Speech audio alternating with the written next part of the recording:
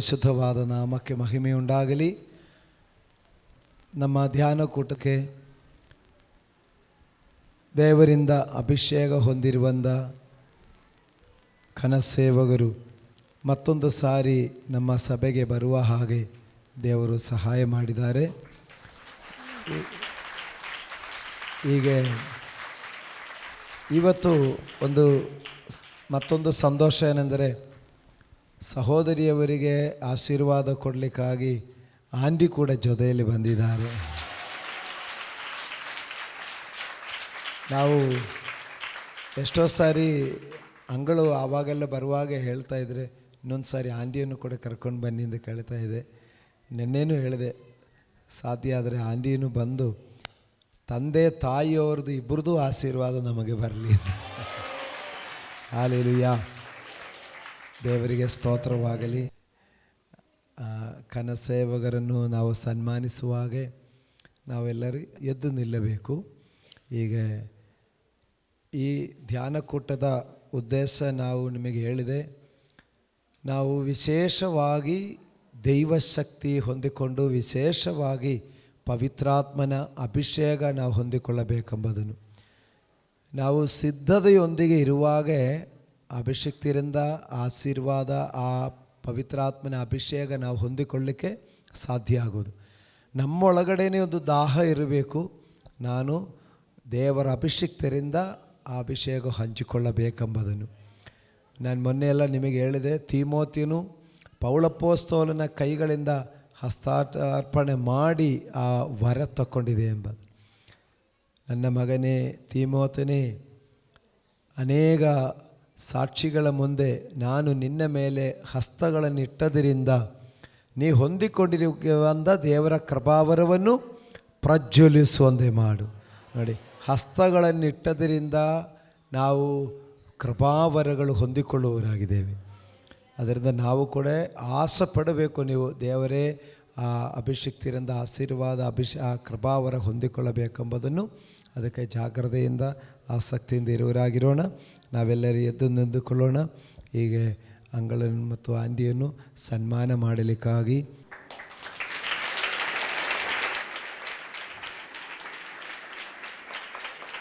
Thank you, Master. Thank you so much. Thank God for it. ಆತ್ಮೀಗ ತಾಯಿಯಾಗಿ ಇವತ್ತು ನಮ್ಮೆಲ್ಲರನ್ನು ಆಶೀರ್ವದಿಸಲಿಕ್ಕೆ ಬಂದಿರುವಂಥ ಆಂಟಿಯನ್ನು ಕೂಡ ಸಂತೋಷವಾಗಿ ನಮ್ಮ ಸಭೆಗೆ ಸುಸ್ವಾಗತ ಮಾಡಿಕೊಳ್ಳೋಣ. ಆಂಟಿ, ಒಂದು ನಿಮಿಷ.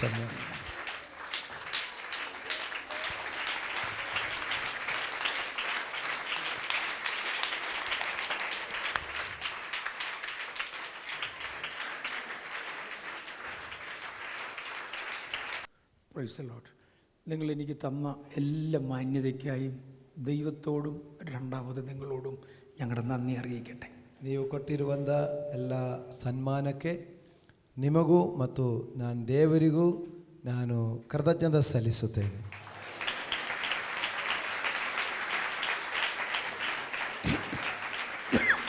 നമുക്ക് ഒരുമിച്ച് അനുഗ്രഹിക്കപ്പെടുവാൻ നമുക്ക് ദൈവസന്നിധിയിലിരിക്കാം.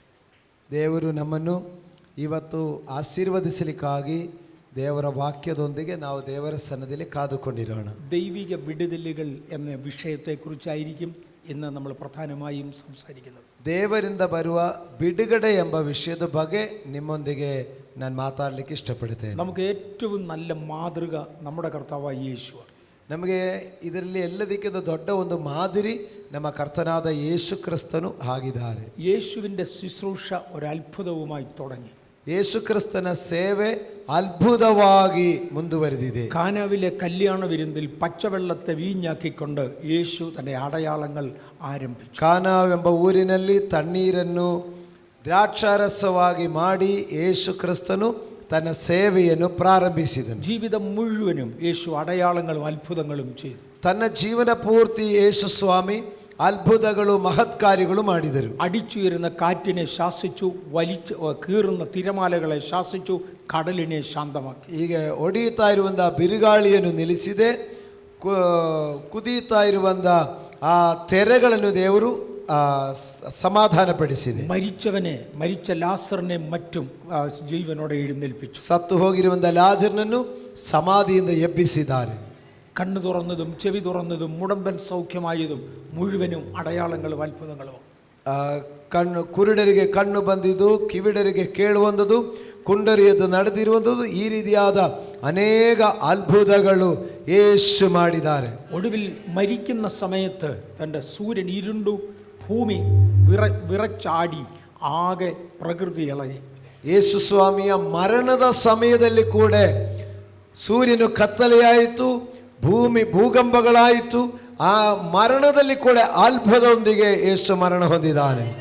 മൂന്നാം നാളിൽ യേശു മരണത്തെ ജയിച്ച് ഉയർത്തെഴുന്നേറ്റു. ಮತ್ತು ಮೂರನೇ ದಿವಸ ಯೇಸು ಮರಣವನ್ನು ಬಿಟ್ಟು ಪುನರುತ್ಥಾನ ಹೊಂದಿದ್ದಾರೆ. താൻ പോകുമ്പോൾ തൻ്റെ ശിഷ്യന്മാരോട് പറഞ്ഞു, നിങ്ങൾ പോകുമ്പോൾ രോഗികളെ സൗഖ്യമാക്കണം, അത്ഭുതങ്ങൾ ചെയ്യണം, എൻ്റെ വചനം പ്രസംഗിക്കണം. ಅದೇ ರೀತಿಯಾಗಿ ಯೇಸು ಸ್ವಾಮಿ ತನ್ನ ಶಿಷ್ಯರಿಗೆ ಹೇಳಿದೆ, ನೀವು ಸಹ ಹೋಗುವಾಗ ರೋಗಿಗಳನ್ನು ಸ್ವಸ್ಥ ಮಾಡು, ಅದ್ಭುತಗಳು ಮಾಡು, ದೇವರ ರಾಜ್ಯವನ್ನು ಪ್ರಸಂಗ ಮಾಡು. വിടുതലുകളാണ് ദൈവവചനത്തിലെ ഏറ്റവും പ്രധാന മാതൃക. ಬಿಡುಗಡೆಗಳೇ ದೇವರ ಸೇವೆಯಲ್ಲಿ ಮುಖ್ಯವಾದ ಒಂದು ಕಾರ್ಯ ಆಗಿರುತ್ತದೆ. നമുക്ക് രോഗശാന്തി മുതൽ പല ഇനം വിടുതലുകളെ കുറിച്ച് ആദ്യം മുതൽ ചിന്തിച്ചു തുടങ്ങാം.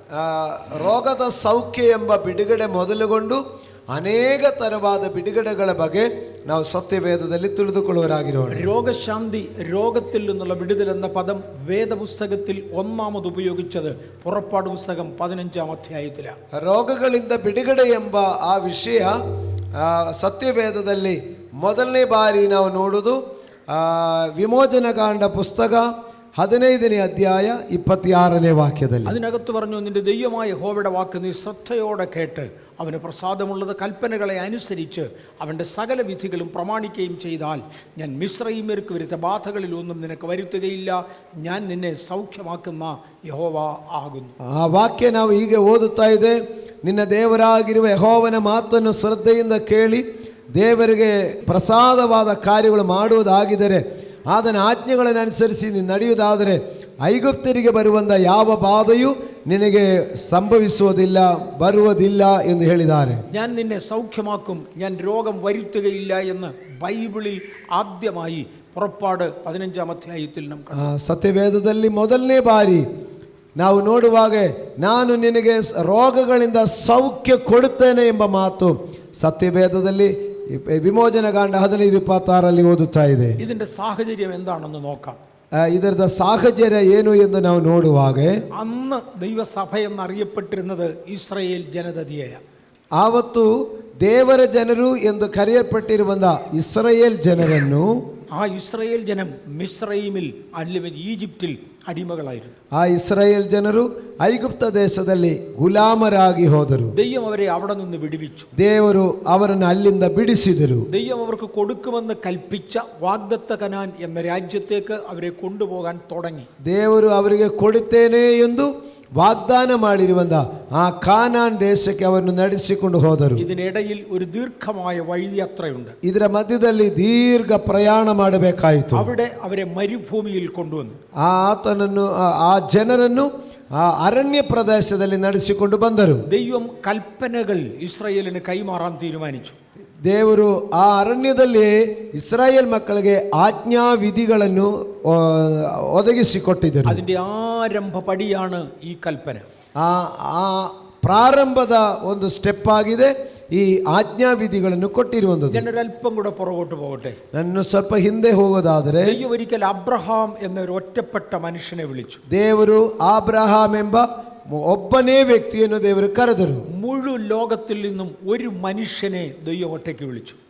ಇಡೀ ಪ್ರಪಂಚದಲ್ಲಿ ದೇವರು ಒಬ್ಬ ವ್ಯಕ್ತಿಯನ್ನು ತನಗಾಗಿ ಆರಿಸಿಕೊಂಡನು. അദ്ദേഹത്തോട് പറഞ്ഞു, നിന്റെ പിതൃഭവനത്തെയും ചർച്ചക്കാരെയും വിട്ട് എന്നെ സേവിപ്പാൻ എൻ്റെ പുറകെ വരിക. ಅಬ್ರಹಾಮನಿಗೆ ನೀವು ನಿನ್ನ ಸ್ವಂತ ಮನೆಯನ್ನು, ನಿನ್ನ ಸ್ವಂತದವರನ್ನು ಬಿಟ್ಟು ನನ್ನ ಆಜ್ಞೆ ಅನುಸರಿಸಲಿಕ್ಕೆ ನನ್ನ ಹಿಂದೆ ಬನ್ನಿರಿ. ഞാൻ നിന്നെ ഒരു വലിയ ജാതിയാക്കും. ನಾನು ನಿನ್ನನ್ನು ದೊಡ್ಡ ಜನಾಂಗವಾಗಿ ಮಾಡುತ್ತೇನೆ. പറയുമ്പോൾ അബ്രഹാമിന്റെ ഭാര്യ മച്ചിയാണ്, അവർക്ക് മക്കൾ ഉണ്ടാകത്തില്ല. ಇದು ಮಾತನಾಡ್ತಾ ಇರುವಾಗ ಅಬ್ರಹಾಮನ ಪತ್ನಿಯಾದ ಸಾರಾಳು ಬಂಜಿಯಾಗಿದ್ದಳು, ಮಕ್ಕಳಿರಲಿಲ್ಲ. അവർ ജാതിയാകാൻ യാതൊരു സാധ്യതയും അബ്രഹാമിനില്ല. ಒಂದು ಜನಾಂಗವಾಗಲಿಕ್ಕೆ ತಕ್ಕ ಯಾವ ಸಾಧ್ಯನೂ ಆ ದಿನಗಳಲ್ಲಿಲ್ಲ. ദൈവം സാധ്യത നോക്കിയല്ല, തൻ്റെ വലിപ്പം കൊണ്ടാണ് ഒരു വാഗ്ദത്തം പറഞ്ഞത്. ಆ ದೇವರು ಸಾಧ್ಯತೆಗಳು ನೋಡಿಕೊಂಡು ಅಲ್ಲ, ತನ್ನ ಮಹಿಮೆಯ ಪ್ರಕಾರ ದೇವರು ವಾಗ್ದಾನ ಕೊಡುವನಾಗಿರುತ್ತಾರೆ. രണ്ട്, അദ്ദേഹത്തോട് പറഞ്ഞു, നിന്റെ സ്വന്തം ജനത്തെയും ചാർച്ചക്കാരെയും വിട്ടു വെളിയിൽ വാ. ದೇವರು ಅದಕ್ಕಾಗಿ ಹೇಳ್ತಾ ಇದ್ದಾರೆ, ನಿನ್ನ ಸ್ವಂತ ಜನರನ್ನು ಬಂಧು ಬಳಗದವರನ್ನು ಬಿಟ್ಟು ನನ್ನ ಹಿಂದೆ ಬನ್ನಿರಿ. ആരംഭത്തെങ്കിൽ പറഞ്ഞു, ഞാൻ നിന്നെ വലിയൊരു ജാതിയാക്കും. ಪ್ರಾರಂಭದಲ್ಲಿ ಹೇಳಿದೆ, ನಾನು ನಿನ್ನನ್ನು ದೊಡ್ಡ ಜನಾಂಗವಾಗಿ ಮಾಡುತ್ತೇನೆ. നിന്നേക്കാൾ വലിയവരായി ഭൂമിയിൽ ആരും കാണത്തില്ല. ನಿನಗಿಂತ ದೊಡ್ಡವರಾಗಿ ಭೂಮಿಯಲ್ಲಿ ಯಾರು ಕಾಣಿಸುವುದಿಲ್ಲ. അന്ന് ഇതൊന്നും നടന്നില്ല. ಆ സമയത്ത് ഇതൊന്നും നടന്നില്ല. ಆದರೆ ಆ ಸಮಯದಲ್ಲಿ ಈ ವಾಗ್ದಾನ ಯಾವುದು ನೆರವೇರಲಿಲ್ಲ. പക്ഷെ ഇന്ന് ഒരു 4000 വർഷം കഴിഞ്ഞു. ಆದರೆ ಇವತ್ತಿಕ್ಕಿಂತ ಒಂದು 4000 ವರ್ಷ ಹಿಂದೆ ಈ ನಡೆದಿರುವಂತ ಘಟನೆ ಇದು ಹೇಳ್ತಾ ಇರೋದು. ഇന്ന് നിങ്ങൾക്കറിയാം, ഇസ്രായേലിനെ പോലെ ശക്തിയുള്ളവരൊരു ജാതിയില്ല. ಆದರೆ ಇವತ್ತು ನಮಗೊತ್ತು, ಇಸ್ರಾಯೇಲ್ ಅಷ್ಟು ಶಕ್ತವಾದ ಒಂದು ಜನಾಂಗ ಇಲ್ಲವೇ ಇಲ್ಲ. ഇസ്രായേലിന്റെ ആകെ വലിപ്പം നമ്മുടെ ബാംഗ്ലൂർ പട്ടണത്തിന്റെ അത്രയൊക്കെ ഉള്ളൂ. ಇಸ್ರಾಯೇಲ್ ಎಂಬ ರಾಷ್ಟ್ರ ಅಂತ ಕೇಳಿದ್ರೆ ಬೆಂಗಳೂರು ಸಿಟಿ ಅಷ್ಟೇ ಬರುವುದು. പക്ഷേ അതിനോട് എതിർക്കാൻ ഇന്ന് ഭൂമിയിൽ ഒരു രാജ്യത്തിനും തയ്യാറല്ല. ಆದರೆ ಆ ಇಸ್ರಾಯೇಲ್ ಎಂಬ ರಾಷ್ಟ್ರದ ಎದುರೇ ನಿಲ್ಲಲಿಕ್ಕೆ ಈ ಪ್ರಪಂಚದಲ್ಲಿ ಯಾವ ಶಕ್ತಿಗೂ ಸಾಧ್ಯವಿಲ್ಲ. ദൈവം ഒരബ്രഹാമിനോട് പറഞ്ഞു, ഞാൻ നിന്നെ അനുഗ്രഹിച്ചൊരു വലിയ ജാതിയാക്കും. ಆದರೆ ದೇವರು ಅಬ್ರಹಾಮನ್ನು ಕರೆದು ಹೇಳ್ತಾ ಇದ್ದಾರೆ, ನಾನು ನಿನ್ನನ್ನು ದೊಡ್ಡ ಜನಾಂಗವಾಗಿ ಮಾಡುತ್ತೇನೆ. നിന്നെ എതിർക്കുന്നവർ തന്നെ തകർന്നു പോകും. നിന്നെ ഞാനൊരു വലിയ ജാതിയാക്കും. ನಿನಗೆ ಎದುರೇ ಬರುವವರನ್ನು ನಾನು ನಾಶ ಮಾಡುತ್ತೇನೆ, ಆದರೆ ನಿನ್ನನ್ನು ಮಾತ್ರ ನಾನು ದೊಡ್ಡ ಜನಾಂಗವಾಗಿ ಮಾಡುತ್ತೇನೆ. പക്ഷേ അബ്രഹാമിന് ഒരുപാട് എതിരുകൾ സംഭവിച്ചു.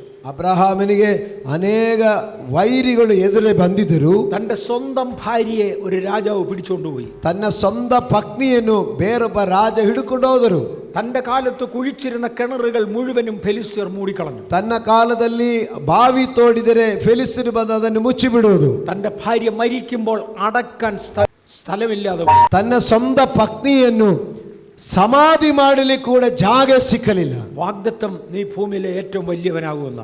ಆದರೆ ವಾಗ್ದಾನ ಹೇಳಿರುವುದು, ಭೂಮಿಯಲ್ಲಿ ನೀನನ್ನು ಉನ್ನತ ಸ್ಥಾನಕ್ಕೆ ತರುತ್ತೇನೆ ಎಂದು ವಾಗ್ದಾನ.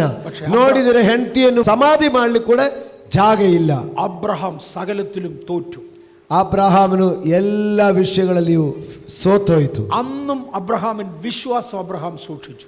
ಆದರೂ ಆವತ್ತು ಕೂಡ ಅಬ್ರಹಾಮನು ತನ್ನ ಹೃದಯದಲ್ಲಿ ದೇವರ ಮೇಲಿರುವ ನಂಬಿಕೆ ದೃಢವಾಗಿಟ್ಟಿದನು.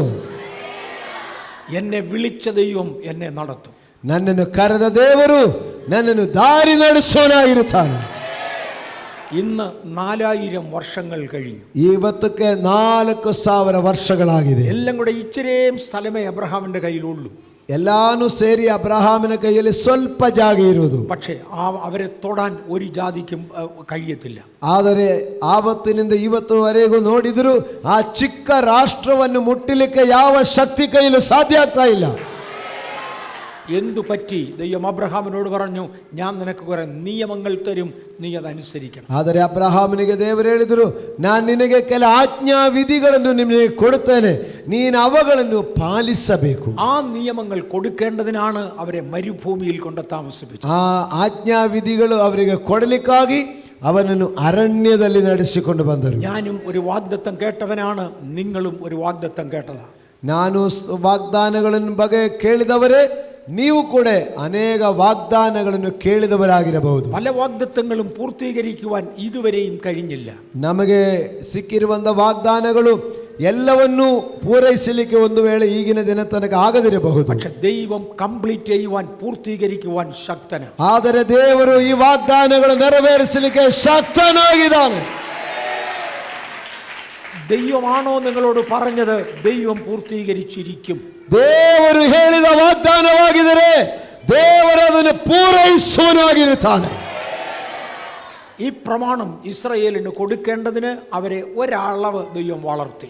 ಈ ಆಜ್ಞಾವಿಧಿಗಳು ಇಸ್ರಾಯೇಲಿಗೆ ಕೊಡಲಿಕ್ಕಾಗಿ ಒಬ್ಬ ವ್ಯಕ್ತಿಯಿಂದ ಒಂದು ಜನಾಂಗವಾಗಿ ದೇವರು ಬೆಳೆಸಿದರು. അവരേതാണ്ട് 6 ലക്ഷത്തോളം പേരായി. ಅವರಿಗೆ 6 ಲಕ್ಷ ಪುರುಷರುಗಳು ಮಾತ್ರವಾಗಿದ್ದಾರೆ. ആ 6 ലക്ഷം പേരോട് ദൈവത്തിന്റെ പ്രമാണം കൊടുക്കാൻ തീരുമാനിച്ചു. ಆ 6 ಲಕ್ಷ ಜನರಿಗೆ ದೇವರು ತನ್ನ ಆಜ್ಞಾವಿಧಿಗಳು ಕೊಡಲಿಕ್ಕೆ ತೀರ್ಮಾನಿಸಿದರು. അവരുടെ പ്രതിനിധിയായി മോശ എന്ന ഒരു വ്യക്തിയെ ദൈവം വിളിച്ചു. ಅವರ ಪ್ರತಿನಿಧಿಯಾಗಿ ಮೋಶೆ ಎಂಬ ವ್ಯಕ್ತಿಯನ್ನು, ಒಬ್ಬನೇ ವ್ಯಕ್ತಿಯನ್ನು ದೇವರು ಕರೆದರು. ദൈവം വ്യത്യസ്ത ഉദ്ദേശങ്ങൾക്ക് വേണ്ടി വ്യത്യസ്ത വ്യക്തികളെ വിളിക്കാറുണ്ട്. ದೇವರು ಒಂದೊಂದು ಉದ್ದೇಶಕ್ಕಾಗಿ ಒಬ್ಬೊಬ್ಬರನ್ನು ಸಮಯ ಸಂದರ್ಭಗಳಲ್ಲಿ ಕರೆಯುವನಾಗಿರ್ತಾನೆ. ഒരു ജനതയെ ഉണ്ടാക്കുവാൻ ദൈവം ഒരു അബ്രഹാമിനെ വിളിച്ചു. ಒಂದು ಜನಾಂಗವನ್ನು ರೂಪಿಸಲಿಕ್ಕಾಗಿ ಅಬ್ರಹಾಮನ್ನು ಕರೆದರು. അവരെ മിസ്രയീമിൽ കൊണ്ടുവന്ന് വളർത്തുവാൻ ദൈവം ജോസഫിനെ വിളിച്ചു. ಅವರನ್ನು ಐಗುಪ್ತ ದೇಶದಲ್ಲಿ ಬೆಳೆಸಿಕೊಳ್ಳಲಿಕ್ಕಾಗಿ ಜೋಸೆಫನೆಂಬ ವ್ಯಕ್ತಿಯನ್ನು ಉಪಯೋಗಿಸಿದನು. അവരെ മിസ്രയീമിൽ നിന്ന് വിടുവിക്കുവാൻ ദൈവം മോശയെ വിളിച്ചു. ಅವರನ್ನು ಐಗುಪ್ತನಿಂದ ಬಿಡಿಸಿಕೊಂಡು ಬರಲಿಕ್ಕಾಗಿ ಮೋಶೆ ಎಂಬ ವ್ಯಕ್ತಿಯನ್ನು ಉಪಯೋಗಿಸಿದನು. ഓരോ തലമുറയിൽ ഓരോ വ്യക്തികളെ ഓരോ ഉദ്ദേശത്തിനായി വിളിക്കും. ಆ ಒಂದೊಂದು ಸಮಯದಲ್ಲಿ ಒಂದೊಂದು ತಲೆಮಾರುಗಳಲ್ಲಿ ಒಂದೊಂದು ಉದ್ದೇಶಕ್ಕಾಗಿ ಒಬ್ಬೊಬ್ಬರನ್ನು ದೇವರು ಕರೆಯುವನಾಗಿರುತ್ತಾನೆ. നിങ്ങൾ ദൈവത്താൽ വിളിക്കപ്പെട്ടവരെങ്കിൽ നിങ്ങൾക്കൊരു ഉദ്ദേശമുണ്ട്. ನೀವು ಸಹ ದೇವರಿಂದ ಕರೆಯಲ್ಪಟ್ಟವರಾಗಿದ್ದರೆ ನಿಮ್ಮ ಬಗ್ಗೆಯೂ ದೇವರಿಗೆ ಒಂದು ಉದ್ದೇಶವಿದೆ. മോശയെ ഒരു അഭിഷേകം ഏൽപ്പിക്കേണ്ടതിന് ദൈവം വലിയ കഷ്ടങ്ങളിലൂടെ മോശയെ നടത്തി. ಮೋಶೆಯನ್ನು ದೊಡ್ಡ ಜವಾಬ್ದಾರಿ ಕೊಡಲಿಕ್ಕಾಗಿ, ದೊಡ್ಡ ಅಭಿಷೇಕವನ್ನು ಹೊರಲಿಕ್ಕಾಗಿ ಅವನು ಅನೇಕ ಕಷ್ಟಗಳನ್ನು ದಾಟಿ ಬರಬೇಕಾಯಿತು. പ്രതികൂലമില്ലാതെ ഒരുത്തരെയും ദൈവം അഭിഷേകം ഏൽപ്പിക്കത്തില്ല. ಹೋರಾಟಗಳಿಲ್ಲದೆ ಯಾರನ್ನೂ ದೇವರು ಅಭಿಷೇಕ ಮಾಡುವುದಿಲ್ಲ. ദൈവം കൊടുത്ത അഭിഷേകം വഹിക്കേണ്ടതിന് മോശയുടെ ഷോൾഡേഴ്സ്, തോളുകൾ ബലമാകണമെങ്കിൽ അവനെ കഷ്ടങ്ങളിലൂടെ നടത്തിയേ മതിയാകും. ದೇವರು ಕೊಡುವಂತ ಅಭಿಷೇಕ ಭುಜದಲ್ಲಿ ಹೊರಬೇಕೆಂದರೆ ದೇವರು ಕೊಡುವ ಕಷ್ಟಗಳಲ್ಲಿ ಅವನು ತರಬೇತಿ ಹೊಂದಬೇಕಾಗಿರುತ್ತದೆ. ഒരു ദിവസം ദൈവം മോശയോട് പറഞ്ഞു, ഞാൻ ജനത്തിന് കുറെ കൽപ്പനകൾ തരാൻ പോവാ.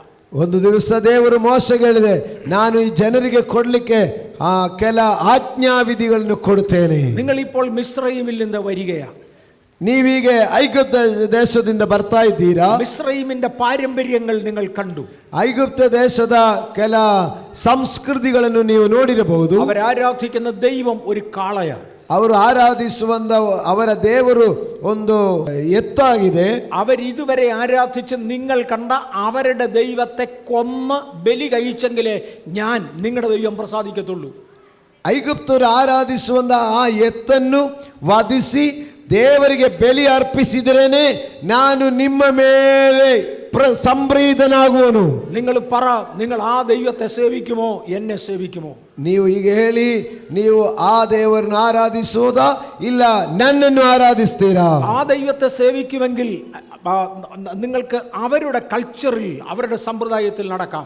ನಿಮಗೆ ಆ ದೇವರುಗಳು ಬೇಕು ಎಂದಿದ್ರೆ ನೀವು ಆ ಸಂಸ್ಕೃತಿಯಲ್ಲೇ ಮುಂದಕ್ಕೆ ಹೋಗಿರಿ. എന്നെ അനുസരിക്കാൻ തയ്യാറെങ്കിൽ എൻ്റെ സംസ്കാരം ഞാൻ പറയാം. ನನ್ನನ್ನು ಅನುಸರಿಸಲಿಕ್ಕೆ ಮನಸ್ಸಿದ್ರೆ ನನ್ನ ಸಂಸ್ಕೃತಿ ಏನೆಂದು ನಿಮಗೆ ಹೇಳಿಕೊಡುತ್ತೇನೆ. ആ സംസ്കാരങ്ങളുടെ ഒരു രത്ന ചുരുക്കം ദൈവം മോശയോട് പറഞ്ഞു. ಆ ದೇವರ, ನಿಜ ದೇವರ ಆ ಸಂಸ್ಕೃತಿಯ ಒಂದು ಚಿಕ್ಕದಾಗಿ ದೇವರು ಅವರಿಗೆ ಹೇಳಿಕೊಟ್ಟರು. വിവാഹം എന്നാൽ എന്ത്? ಮದುವೆ ಎಂದರೆ ಏನು? ഭാര്യ ഭർത്താക്കന്മാർ തമ്മിലുള്ള ബന്ധം എന്ത്?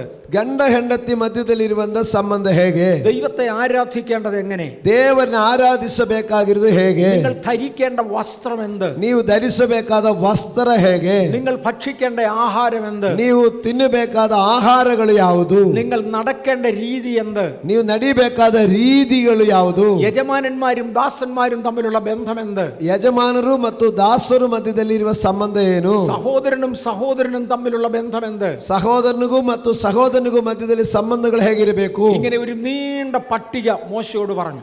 ಈ ರೀತಿಯಾಗಿ ಒಂದು ಉದ್ದವಾದ ಒಂದು ಪಟ್ಟಿಯನ್ನು ಮೋಶೆಗೆ ದೇವರು ಹೇಳಿದರು. മോശയോട് പറഞ്ഞു, ഇത് ഫൈനൽ കൽപ്പനയല്ല, ഇതിന്റെ ബാക്കി ഞാൻ തരാം. ಹೀಗೆ ಇದು ಕೊನೆಯ ಒಂದು ಆಜ್ಞಾವಿಧಿಯಲ್ಲ, ಅದು ಅನಂತರ ಕೊಡ್ತೇನೆ, ಇದು ಪ್ರಾರಂಭದಲ್ಲಿ ಕೊಡುವ ಆಜ್ಞೆಗಳು. എന്നാൽ ഈ ആശയങ്ങൾ നിന്റെ ജനം അനുസരിക്കുമോ എന്ന് അവരോട് ചോദിക്കണം. ಆದರೆ ಈ ನನ್ನ ಒಳಗಡೆ ಇರುವಂತ ಈ ಆಶಯಗಳನ್ನು ಈ ಜನರು ಅನುಸರಿಸಲಿಕ್ಕೆ ತಯಾರಿದೆಯಾ ಅಂತ ನೀನು ಅವರನ್ನು ಕೇಳು. എനിക്ക് അവരിൽ നിന്നൊരു വാക്ക് കിട്ടണം. ನನಗೆ ಅವರಿಂದ ಒಂದು ಮಾತು ಬೇಕು. ഞങ്ങൾ അനുസരിക്കും എന്നവർ പറഞ്ഞെങ്കിൽ മാത്രമേ ഞാൻ മുഴുവൻ കൽപ്പനകളും തരത്തുള്ളൂ. ಆ ಜನ ಅನುಸರಿಸಲಿಕ್ಕೆ ತಯಾರಾಗಿದ್ದರೆ ನಾನು ನಿನಗೆ ಆಜ್ಞಾವಿಧಿಗಳನ್ನು ಕೊಡುತ್ತೇನೆ. അങ്ങനെ മോശ ജനത്തെ വിളിച്ചുകൂട്ടി. ಹಾಗೆ ಮೋಶೆ ಜನಾಂಗಗಳೆಲ್ಲರನ್ನು ಒಟ್ಟಿಗೆ ಕರೆದರು. 2 മലകളുള്ളതായ ഒരു സ്ഥലത്ത് ദൈവം മോശയെ കൊണ്ട് നിർത്തി. 2 ಗುಡ್ಡಗಳ ಮಧ್ಯದಲ್ಲಿ ಇರುವಂತ ಸಮಭೂಮಿಯಲ್ಲಿ ದೇವರು ಜನರನ್ನು ಕರೆದರು. 6 ലക്ഷം ജനങ്ങളാണ്. 6 ലക്ഷം 6 ಲಕ್ಷ ಪುರುಷರುಗಳು ಆ ಸ್ಥಳದಲ್ಲಿ ಕೂಡಿ ಬಂದರು. അവർ 2 മലകളിലായി നിന്നു.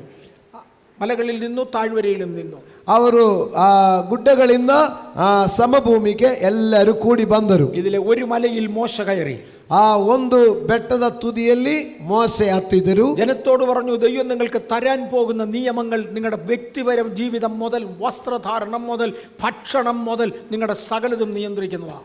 ದೇವರು ಮೋಶೆಗೆ ಹೇಳಿದೆ, ನೋಡಿ, ದೇವರು ನಿಮಗೆ ಕೊಡಲಿಕ್ಕಿರುವಂಥ ಆಜ್ಞೆಗಳಲ್ಲಿ ನಿಮ್ಮ ವಸ್ತ್ರ ಧರಿಸುವುದು, ನಿಮ್ಮ ಆಹಾರ ಮತ್ತು ನಿಮ್ಮ ಜೀವನದ ರೀತಿ ಎಲ್ಲದರಲ್ಲಿ ನೀವು ಚೇಂಜ್ ಆಗಬೇಕು. ಇದು മുഴുവൻ നിങ്ങൾ അനുസരിക്കുമോ ഇല്ലയോ എന്ന് എനിക്ക് അറിയണം. ಇದು ನೀವು ಅನುಸರಿಸುತ್ತೀರಾ ಇಲ್ಲವಾ ಎಂಬುದನ್ನು ನೀವು ನಮಗೆ ಹೇಳಬೇಕು. ജനം മറുപടി പറഞ്ഞു, ഞങ്ങൾ അനുസരിക്കാം. ಜನ ಎಲ್ಲರೂ ಒಂದೇ ಮನಸ್ಸಲ್ಲಿ ಹೇಳಿದ್ರು, ಆಯಿತು, ನಾವು ಅನುಸರಿಸುತ್ತೇವೆ. ഈ ദൈവം ആരാണെന്ന് ഞങ്ങൾക്ക് മനസ്സിലായി. ಈ ದೇವರು ಯಾರೆಂಬುದು ನಮಗೆ ಗೊತ್ತಾಯಿತು, ಅದರಿಂದ ನಾವು ಅನುಸರಿಸುತ್ತೇವೆ.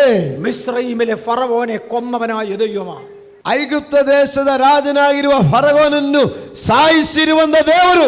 ചെങ്കടലിനെ പിളർന്ന ദൈവമാണ്. ಕೆಂಪು ಸಮುದ್ರವನ್ನು ವಿಭಾಗ ಮಾಡಿದ ದೇವರು. ഞങ്ങൾക്ക് ആവശ്യമുള്ളതെല്ലാം തരുന്ന ദൈവമാണ്. ನಿಮಗೆ ಬೇಕಾದದೆಲ್ಲವನ್ನು ಒದಗಿಸುವ ದೇವರು. ഈ ദൈവത്തെ ഞങ്ങൾ അനുസരിക്കാം.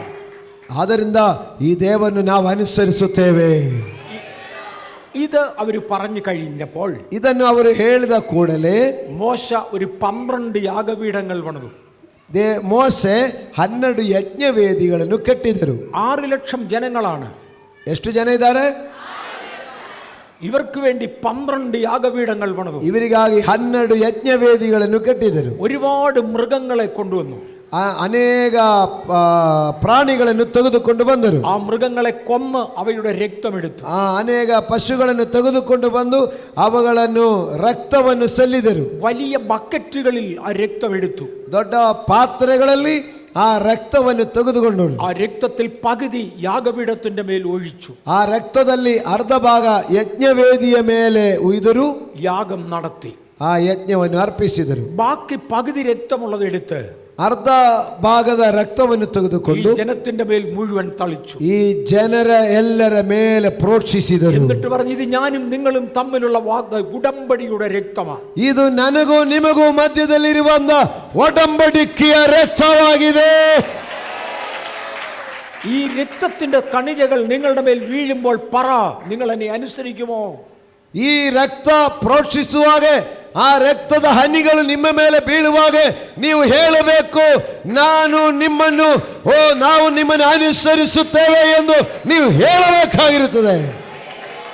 രക്തം ജനത്തിന്റെ മേൽ തളിച്ചു. അവർ ഒരു മനസ്സോടെ പറഞ്ഞു, ഞങ്ങൾ ദൈവത്തെ പൂർണ്ണമായി അനുസരിക്കും. ಆ ರಕ್ತ ಪ್ರೋಕ್ಷಿಸಲ್ಪಟ್ಟು ರಕ್ತದ ಹನಿ ಬೀಳುವಾಗ ಜನ ಒಂದೇ ಮನಸ್ಸಾಗಿ ಹೇಳಿದ್ರು, ಹೌದು, ನಾವು ಯೆಹೋವನನ್ನು ಅನುಸರಿಸುತ್ತೇವೆ. അപ്പോൾ ദൈവം പറഞ്ഞ മറുപടിയാണ് 26ാമത്തെ വാക്യം. ಆವಾಗ ದೇವರು ಮೋಶೆಗೆ ಹೇಳಿಕೊಟ್ಟ ಮಾತಾಗಿದೆ. ನಾವು ಈಗ ಓದಿ ಕೇಳಿದ 26ನೇ ವಾಕ್ಯ. ദൈവമായ യഹോവയുടെ വാക്ക് നീ ശ്രദ്ധയോടെ കേട്ട് അവന് പ്രസാദമുള്ളത് ചെയ്യുകയും അവൻ്റെ കൽപ്പനകളെ അനുസരിച്ച് അവൻ്റെ സകല വിധികളെയും പ്രമാണിക്കുകയും ചെയ്താൽ ഞാൻ മിസ്രയീമിലേക്ക് വരുത്തിയ ബാധകളിൽ ഒന്നും നിനക്ക് വരുത്തുകയില്ല. ഞാൻ നിന്നെ സൗഖ്യമാക്കുന്ന യഹോവയാകുന്നു എന്നരുളി ചെയ്തു. ഇവിടെ ഈ സാഹചര്യം ഒന്നുകൂടെ പറയാം. ಈ ಸಾಹಚರ್ಯವನ್ನು ನಾನು ನಿಮಗೆ ಮತ್ತೊಂದು ಸಾರಿ ಹೇಳುತ್ತೇನೆ. 6 ലക്ഷം കുടുംബങ്ങൾ ഒരുമിച്ച് നിൽക്കുന്നു. 6 ಲಕ್ಷ ಕುಟುಂಬಗಳು ಒಟ್ಟಾಗಿ ನಿಂತಿದ್ದಾರೆ. യാഗപീഠത്തിന്മേൽ യാഗം നടന്നു. ಯಜ್ಞವೇದಿಯ ಮೇಲೆ ಯಜ್ಞಾರ್ಪಣೆ ನೆರವೇರಿದೆ. അല്പാൽപ്പം രക്തത്തിന്റെ കണികകൾ ഓരോ അംഗങ്ങളുടെ മേൽ വന്നു വീണു. ಆ ರಕ್ತದ ಹನಿಗಳು ಒಬ್ಬೊಬ್ಬರ ಮೇಲೆ ಬಿದ್ದಿದ್ದಾರೆ. ദൈവം പറയുന്നത് മുഴുവൻ ചെയ്തോളാം എന്ന് ജനം ദൈവത്തോട് സമ്മതിച്ചു. ದೇವರು ಹೇಳುವ ಪ್ರಕಾರ ನಾವು ಮಾಡುತ್ತೇನೆ ಎಂದು ಜನರು ಒಪ್ಕೊಂಡ್ಬಿಟ್ರು. ഈ സംഭവം സംഭവത്തെ മഹായോഗം എന്ന് ദൈവം വിളിച്ചു. ಈ ಘಟನೆಗೆ ಮಹಾ ಕೂಟ ಎಂಬುದನ್ನು ದೇವರು ಕರೆದರು. ഒന്ന് മുഴുവനും ഇസ്രായേലും വന്ന് നിൽക്കുകയാണ്. ಇಡೀ ಇಸ್ರಾಯೇಲ್ ಪೂರ್ತಿ ಬಂದು ಮೋಶೆಯ ಸಮ್ಮುಖದಲ್ಲಿ ಬಂದಿದ್ದಾನೆ. അവർക്ക് സ്വന്തം വീടുകളില്ല, ഒരുത്തരും വീട്ടിലിരിക്കുന്നില്ല. ಅವರಿಗೆ ಸ್ವಂತವಾಗಿ ಯಾರಿಗೂ ಮನೆ ಇಲ್ಲ, ಅದರಿಂದ ಯಾರು ಮನೆಗಳಲ್ಲಿ ವಾಸ ಮಾಡ್ತಾ ಇಲ್ಲ. എല്ലാവരും ഈ രണ്ട് പർവ്വതത്തിന് നടുവിൽ ഇരിക്കുകയാണ്. ಎಲ್ಲರೂ ಎರಡು ಗುಡ್ಡಗಳ ಮಧ್ಯದಲ್ಲಿ ಆ ಸಮದಲ್ಲಿ ಬಂದು ಕುತ್ಕೊಂಡಿದ್ದಾರೆ. മുഴുവൻ സഭയും ഒരുമിച്ച് നിന്നു. ಇಡೀ ಸಭೆ ಒಟ್ಟಾಗಿ ಬಂದಿದ್ದಾರೆ. രണ്ട് വലിയവനായ മഹാനായ ദൈവം അവരുടെ മീതെ നിന്നു. ಆ ಮಹೋನ್ನತನಾದ ದೇವರು ಈ ಜನ ಸಮೂಹದ ಮೇಲೆ ಪ್ರಸನ್ನನಾದನು. മൂന്ന്, രക്തം ഓരോരുത്തരുടെ മേലുണ്ട്. ರಕ್ತದ ಹನಿಗಳು ಒಬ್ಬೊಬ್ಬರ ಮೇಲೆ ಬಿದ್ದಿದ್ದನು. ഇത് നിയമത്തിന്റെ രക്തം, നിയമത്തിന്റെ രക്തം. ಇದು ನಿಯಮದ ರಕ್ತ, ನಿಯಮದ ರಕ್ತ ಎಂದು അന്നേരത്താണ് കർത്താവ് പറയുന്നത്, ഞാൻ നിന്നെ സൗഖ്യമാക്കുന്ന യഹോവ. ಈ ಸಂದರ್ಭದಲ್ಲಿ ದೇವರು ಹೇಳ್ತಾ ಇದ್ದಾರೆ, ನಾನು ನಿಮ್ಮನ್ನು ಗುಣಪಡಿಸುವ ಯೆಹೋವನೇ. പക്ഷെ മറക്കരുത്, നിങ്ങൾ എൻ്റെ കൽപ്പനകൾ കേട്ട് നടക്കണം. ಆದರೆ ಮರೆಯಬಾರದು, ನೀವು ನನ್ನ ಆಜ್ಞಾವಿಧಿಗಳನ್ನು ಅನುಸರಿಸಿ ನಡೆಯಬೇಕು. എങ്ങനെയാ കേൾക്കേണ്ടത്? ശ്രദ്ധയോടെ കേൾക്കണം. ಹೇಗೆ ಕೇಳಬೇಕು? ಶ್ರದ್ಧೆಯಿಂದ ಕೇಳಬೇಕು. രണ്ട്, അവന് പ്രസാദമുള്ള സകലതും ചെയ്യണം. ಎರಡು, ಆತನಿಗೆ ಮೆಚ್ಚುಗೆಯಾದದನ್ನು ಮಾಡಬೇಕು. പ്രസാദമുള്ളതെന്ന് പറയുമ്പോൾ സാധാരണയിൽ നിന്ന് വ്യത്യാസമാണ്. ಆ ದೇವರಿಗೆ ಮೆಚ್ಚುಗೆಯಾದದ್ದು ಎಂದು ಹೇಳಿದರೆ ಸಾಧಾರಣಕ್ಕಿಂತ ವ್ಯತ್ಯಾಸವಾದದ್ದು. ഞാൻ ഇടയ്ക്കിടയ്ക്ക് ചായ കുടിക്കാറുണ്ട്, എനിക്ക് ചായ ഇഷ്ടം. ನಾನು ಆವಾಗ ಟೀ ಕುಡಿಯೋದು ನನಗೆ ರೂಢಿ ಇದೆ, ಯಾಕಂದ್ರೆ ನನಗೆ ಟೀ ತುಂಬ ಇಷ್ಟವಾಗಿದೆ. പക്ഷേ എൻ്റെ ഭാര്യ വന്നിട്ടുണ്ട്, അവക്കറിയാം എങ്ങനെ ചായ ഇട്ടാൽ എനിക്ക് ഏറ്റവും ഇഷ്ടപ്പെടും. ಆದರೆ ನನ್ನ ಪತ್ನಿ ಬಂದಿದ್ದಾರೆ, ಯಾವ ರೀತಿ ಟೀ ಮಾಡಿಕೊಟ್ಟಿದರೆ ನನ್ನ ಯಜಮಾನರಿಗೆ ಇಷ್ಟ ಆಗುತ್ತೆ ಅಂತ ಅವರಿಗೆ ಚೆನ್ನಾಗಿ ಗೊತ್ತಿರುತ್ತದೆ. ആര് ചായ ഇട്ട് തന്നാലും ഞാൻ കുടിക്കും. ಯಾರು ಟೀ ಮಾಡಿಕೊಟ್ರು ನಾನು ಕುಡಿತೇನೆ. പക്ഷെ ചിലപ്പോൾ ഞാൻ എൻ്റെ ഭാര്യയോട് ഒരു നല്ല ചായ ഇട്ടുക. ಆದರೆ ನಾನು ಒಂದೊಂದು ಟೈಮಲ್ಲಿ ನನ್ನ ಹೆಂಡತಿಗೆ ಹೇಳಿದು, ನನಗೆ ಒಳ್ಳೆಯ ಒಂದು ಟೀ ಮಾಡಿ ಕೊಡಿ. എനിക്ക് അതാ ഇഷ്ടം. ನನಗೆ ಅದೇ ಇಷ್ಟವಾದ ಟೀ. എനിക്ക് പല മക്കളുണ്ട്, എല്ലാ മക്കളോടും എനിക്ക് ഇഷ്ടം. ನನಗೆ ಹಲವಾರು ಮಕ್ಕಳಿದೆ, ಆದರೆ ಎಲ್ಲ ಮಕ್ಕಳ ಮೇಲೆ ನನಗೆ ಇಷ್ಟೇನೆ. എന്നാൽ ചില മക്കള് എനിക്ക് ഇഷ്ടമുള്ളതുപോലെ ചിരിച്ചു കാണിക്കും. ಆದರೆ ಕೆಲ ಮಕ್ಕಳು ನನಗೆ ಮೆಚ್ಚುಗೆಯಾದ ರೀತಿಯಲ್ಲಿ ನೆಗೆದು ತೋರಿಸ್ತಾರೆ. നിൽക്കേണ്ടതുപോലെ എൻ്റെ മുമ്പിൽ വന്ന് നിൽക്കും. ನಿಲ್ಲಬೇಕಾದ ರೀತಿಯಲ್ಲಿ ನನ್ನ ಮುಂದೆ ಬಂದು ನಿಂತುಕೊಳ್ತಾರೆ. എനിക്ക് തൃപ്തിയാകുന്നത് പോലെ ഒരു ഉമ്മ തരും. ನನಗೆ ತೃಪ್ತಿಯಾಗಿ ಅವರು ನನಗೆ ಮುದ್ದಿಡುತ್ತಾರೆ. ഞാൻ പറയും, എനിക്ക് പ്രസാദമുള്ള മോന് ഈ മോന. ಆವಾಗ ನಾನು ಹೇಳ್ತೀನಿ, ದೇವರಿಗೆ ಮೆಚ್ಚುಗೆಯಾದ ಮಗನು ನೋಡಿ, ಈ ಮಗನೇ ನನಗೆ ಮೆಚ್ಚುಗೆಯಾದವನು. ഇസ്രായേലേ, എനിക്ക് പ്രസാദമുള്ളത് നീ അറിയണം. ಅದರಿಂದ ಇಸ್ರಾಯೇಲೇ, ನನಗೆ ಮೆಚ್ಚುಗೆಯಾದದು ಯಾವುದು ಎಂಬುದು ನೀ ತಿಳಿದುಕೊಳ್ಳಬೇಕು. നിങ്ങൾ അത് തന്നെ ചെയ്യണം, അത് തന്നെ ചെയ്യണം. ನೀವು ಅದನ್ನೇ ಮಾಡಬೇಕು. എൻ്റെ സകല കൽപ്പനകളും അനുസരിക്കണം. ನನ್ನ ಸಕಲ ಆಜ್ಞೆಗಳು ನೀವು ಅನುಸರಿಸಬೇಕು. കുറെ കൽപ്പനകൾ പലരും ചെയ്യും, ಕೆಲ ಆಜ್ಞಾವಿಧಿಗಳು ಅನೇಕರು ಮಾಡ್ತಾರೆ. പക്ഷെ നീ എൻ്റെ സകല കൽപ്പനകളും ಆದರೆ പാലിക്കണം. ನೀ ನನ್ನ ಸಕಲ ಆಜ್ಞೆಗಳು ಅನುಸರಿಸಬೇಕು. ഇത്രയും നിങ്ങൾ തുടരുമാനമായി ചെയ്താൽ, ಇಲ್ಲಿ ತನಕ ನೀವು ಅದನ್ನು ನಿರಂತರವಾಗಿ ಮಾಡುವುದಾಗಿದ್ದರೆ, ഞാൻ നിന്നെ സൗഖ്യമാക്കുന്ന യഹോവ. ನಾನು ನಿನ್ನನ್ನು ಗುಣಪಡಿಸುವ ಯೆಹೋವನೇ. ദൈവത്തിങ്കിൽ നിന്നൊരു വിടുതൽ വേണമെങ്കിൽ നമ്മൾ ദൈവപ്രമാണം അനുസരിച്ചേ പറ്റൂ. ದೇವರಿಂದ ಒಂದು ಬಿಡುಗಡೆ ಬೇಕಂದ್ರೆ ನೀ ದೇವರ ಪ್ರಮಾಣ ಪಾಲಿಸಬೇಕು. ഞാൻ പറഞ്ഞു, ഇന്ന് ദൈവത്തിന്റെ സഭ എന്ന് പറയുന്നത് നമ്മളാ. ಇವತ್ತು ಇಸ್ರಾಯೇಲ್ ಅಂತ ಹೇಳಿದ್ರೆ ದೇವರ ಸಭೆಯಾಗಿರುವಂತ ನಾವುಗಳಾಗಿದೆ. അന്ന് അത് ഇസ്രായേലാ. ಆವತ್ತು ಇಸ್ರಾಯೇಲ್ ಜನ ದೇವರ ಜನರಾಗಿರುವುದು. ആ ഇസ്രായേലിനെ നോക്കി ഇന്ന് നമ്മെ നോക്കി ദൈവം പറയുന്നു. ಆವತ್ತು ಇಸ್ರಾಯೇಲ್ ನೋಡಿಕೊಂಡು ಹೇಳಿದ ದೇವರು ಇವತ್ತು ನಮ್ಮನ್ನು ನೋಡಿಕೊಂಡು ಹೇಳ್ತಾ ಇದ್ದಾರೆ. ഞാൻ പറഞ്ഞത് മുഴുവൻ നീ കേട്ട് ചൊവ്വേ നടന്നാൽ, ನಾನು ಹೇಳುವ ಸಕಲ ಆಜ್ಞೆಗಳು ಅನುಸರಿಸಿ ನೀವು ನಡೆಯುವುದಾಗಿದ್ದರೆ, എനിക്കൊരു പ്രത്യേക സമ്പത്ത, ನೀವು ನನಗೆ ವಿಶೇಷ ಸಂಪತ್ತ ಆಸ್ತಿಯಾಗಿರುತ್ತೇವೆ. പുറപ്പാട് പുസ്തകം 19-ാം അധ്യായത്തിന്റെ 5-6 വാക്യങ്ങൾ. ವಿಮೋಚನಕಾಂಡ ಪುಸ್ತಕ 19ನೇ ಅಧ್ಯಾಯ 5-6 ವಾಕ್ಯಗಳು. നിങ്ങൾ എനിക്കൊരു പ്രത്യേക സമ്പത്ത, ನೀವು ನನಗೆ ಸ್ವಕೀಯ ಜನವಾಗಿರುವುದು. ലോകത്തിലുള്ള മനുഷ്യൻ മുഴുവനും എൻ്റെ മനുഷ്യനാണ്. ലോകದಲ್ಲಿರುವಂತ ಎಲ್ಲಾ മനുഷ്യರು ನನ್ನ ಮನುಷ್ಯರೇ. ആദാമെന്ന ഒരുവനിൽ നിന്ന് ഞാനാണ് സകല മനുഷ്യവർഗത്തെയും സൃഷ്ടിച്ചത്. ಆದಮನೆಂಬ ಒಬ್ಬನೇ ಮನುಷ್ಯರಿಂದ ಸಕಲ ಜನಾಂಗಗಳು ನಾನೇ ಸೃಷ್ಟಿ ಮಾಡಿರುವುದು. പക്ഷെ നിങ്ങൾ മറ്റുള്ളവരെ പോലല്ല. ಆದರೆ ನೀವು ಎಲ್ಲಾ ಜನತರಲ್ಲ, ನನಗೆ ಸ್ವಕೀಯರಾಗಿದ್ದೇವೆ. നിങ്ങൾ എനിക്ക് പ്രത്യേക സമ്പത്താണ്. ನೀವು ನನಗೆ ವಿಶೇಷ ಆಸ್ತಿಯಾಗಿದೆ. രണ്ട്, നിങ്ങൾ എനിക്കൊരു പുരോഹിത രാജത്വമാണ്. ಎರಡನೇದು ಹೇಳ್ತಾ ಇದ್ದಾರೆ, ನೀ ನನಗೆ ಯಾಚಕ ವರ್ಗದವರಾಗಿದ್ದೇವೆ. എല്ലാവരും ആരാധിച്ചാൽ ഞാൻ അംഗീകരിക്കത്തില്ല. ಎಲ್ಲರೂ ಆರಾಧಿಸಿದ್ರೆ ನಾನು ಒಪ್ಕೊಳ್ಳಲ್ಲ. നിങ്ങൾ ആരാധിച്ചാൽ ഞാൻ അംഗീകരിക്കും. ನೀವು ಆರಾಧಿಸಿದ್ರೆ ನಾನು ಅದನ್ನು ಇಷ್ಟಪಡ್ತೇನೆ. നിങ്ങളൊരു പുരോഹിത രാജത്വമാണ്. ನೀವು ಯಾಕಂದ್ರೆ ನೀವು ಯಾಜಕ ರಾಜ್ಯವಾಗಿದೆ. ഞാൻ രാജകീയ വർഗം എന്നതിൽ നിന്ന് ഒരു ചെറിയ വ്യത്യാസം കൂടെ നിങ്ങൾക്ക് പറഞ്ഞു തരാം. ನಾನು ಅದರಲ್ಲಿ ಯಾಜಕೀಯ ವರ್ಗದವರು ಹೇಳಿದ್ರೆ ಸ್ವಲ್ಪ ವ್ಯತ್ಯಾಸ ಹೇಳಿಕೊಡ್ತೇನೆ. പിന്നത്തേതിൽ ലേവി ഗോത്രം മുഴുവനും ദൈവത്തിൻ്റെ പുരോഹിത വർഗമായിരുന്നു. ಅನಂತರ ಆ ಇಸ್ರಾಯೇಲ್ ಜನರಲ್ಲಿ ಲೇವಿ ಕುಲದವರನ್ನು ಮಾತ್ರ ದೇವರಿಗೆ ಯಾಜಕ ವರ್ಗದವರಾಗಿ ದೇವರು ನೇಮಿಸಿ, ಅವರು മുഴുവനും ദൈവത്തിന് പുരോഹിതന്മാരാണ്. ಆ ಲೇವಿ ಕುಲದವರು ಪೂರ್ತಿ ಜನರು ಯಾಜಕ ವರ್ಗದವರಾಗಿದ್ದರು. പക്ഷെ നിങ്ങൾക്കറിയാമോ, എല്ലാവർക്കും ദേവാലയത്തിൽ ശുശ്രൂഷിക്കാൻ വരാൻ ഒക്കത്തില്ലെന്ന്. ನಿಮಗೆ ಗೊತ್ತಿದೆಯಾ? ಎಲ್ಲರಿಗೂ ದೇವಾಲಯದಲ್ಲಿ ಸೇವೆ ಮಾಡಲಿಕ್ಕೆ ಅನುಮತಿ ಇಲ್ಲ. ലേവിയർ മുഴുവനും പുരോഹിത വർഗമാണ്. ಲೇವಿಯ ಕುಲ ಪೂರ್ತಿ ಯಾಜಕ ವರ್ಗದವರಾಗಿದ್ದರು, ಎಲ್ಲರೂ ಮಾಡುವಂಗಿಲ್ಲ.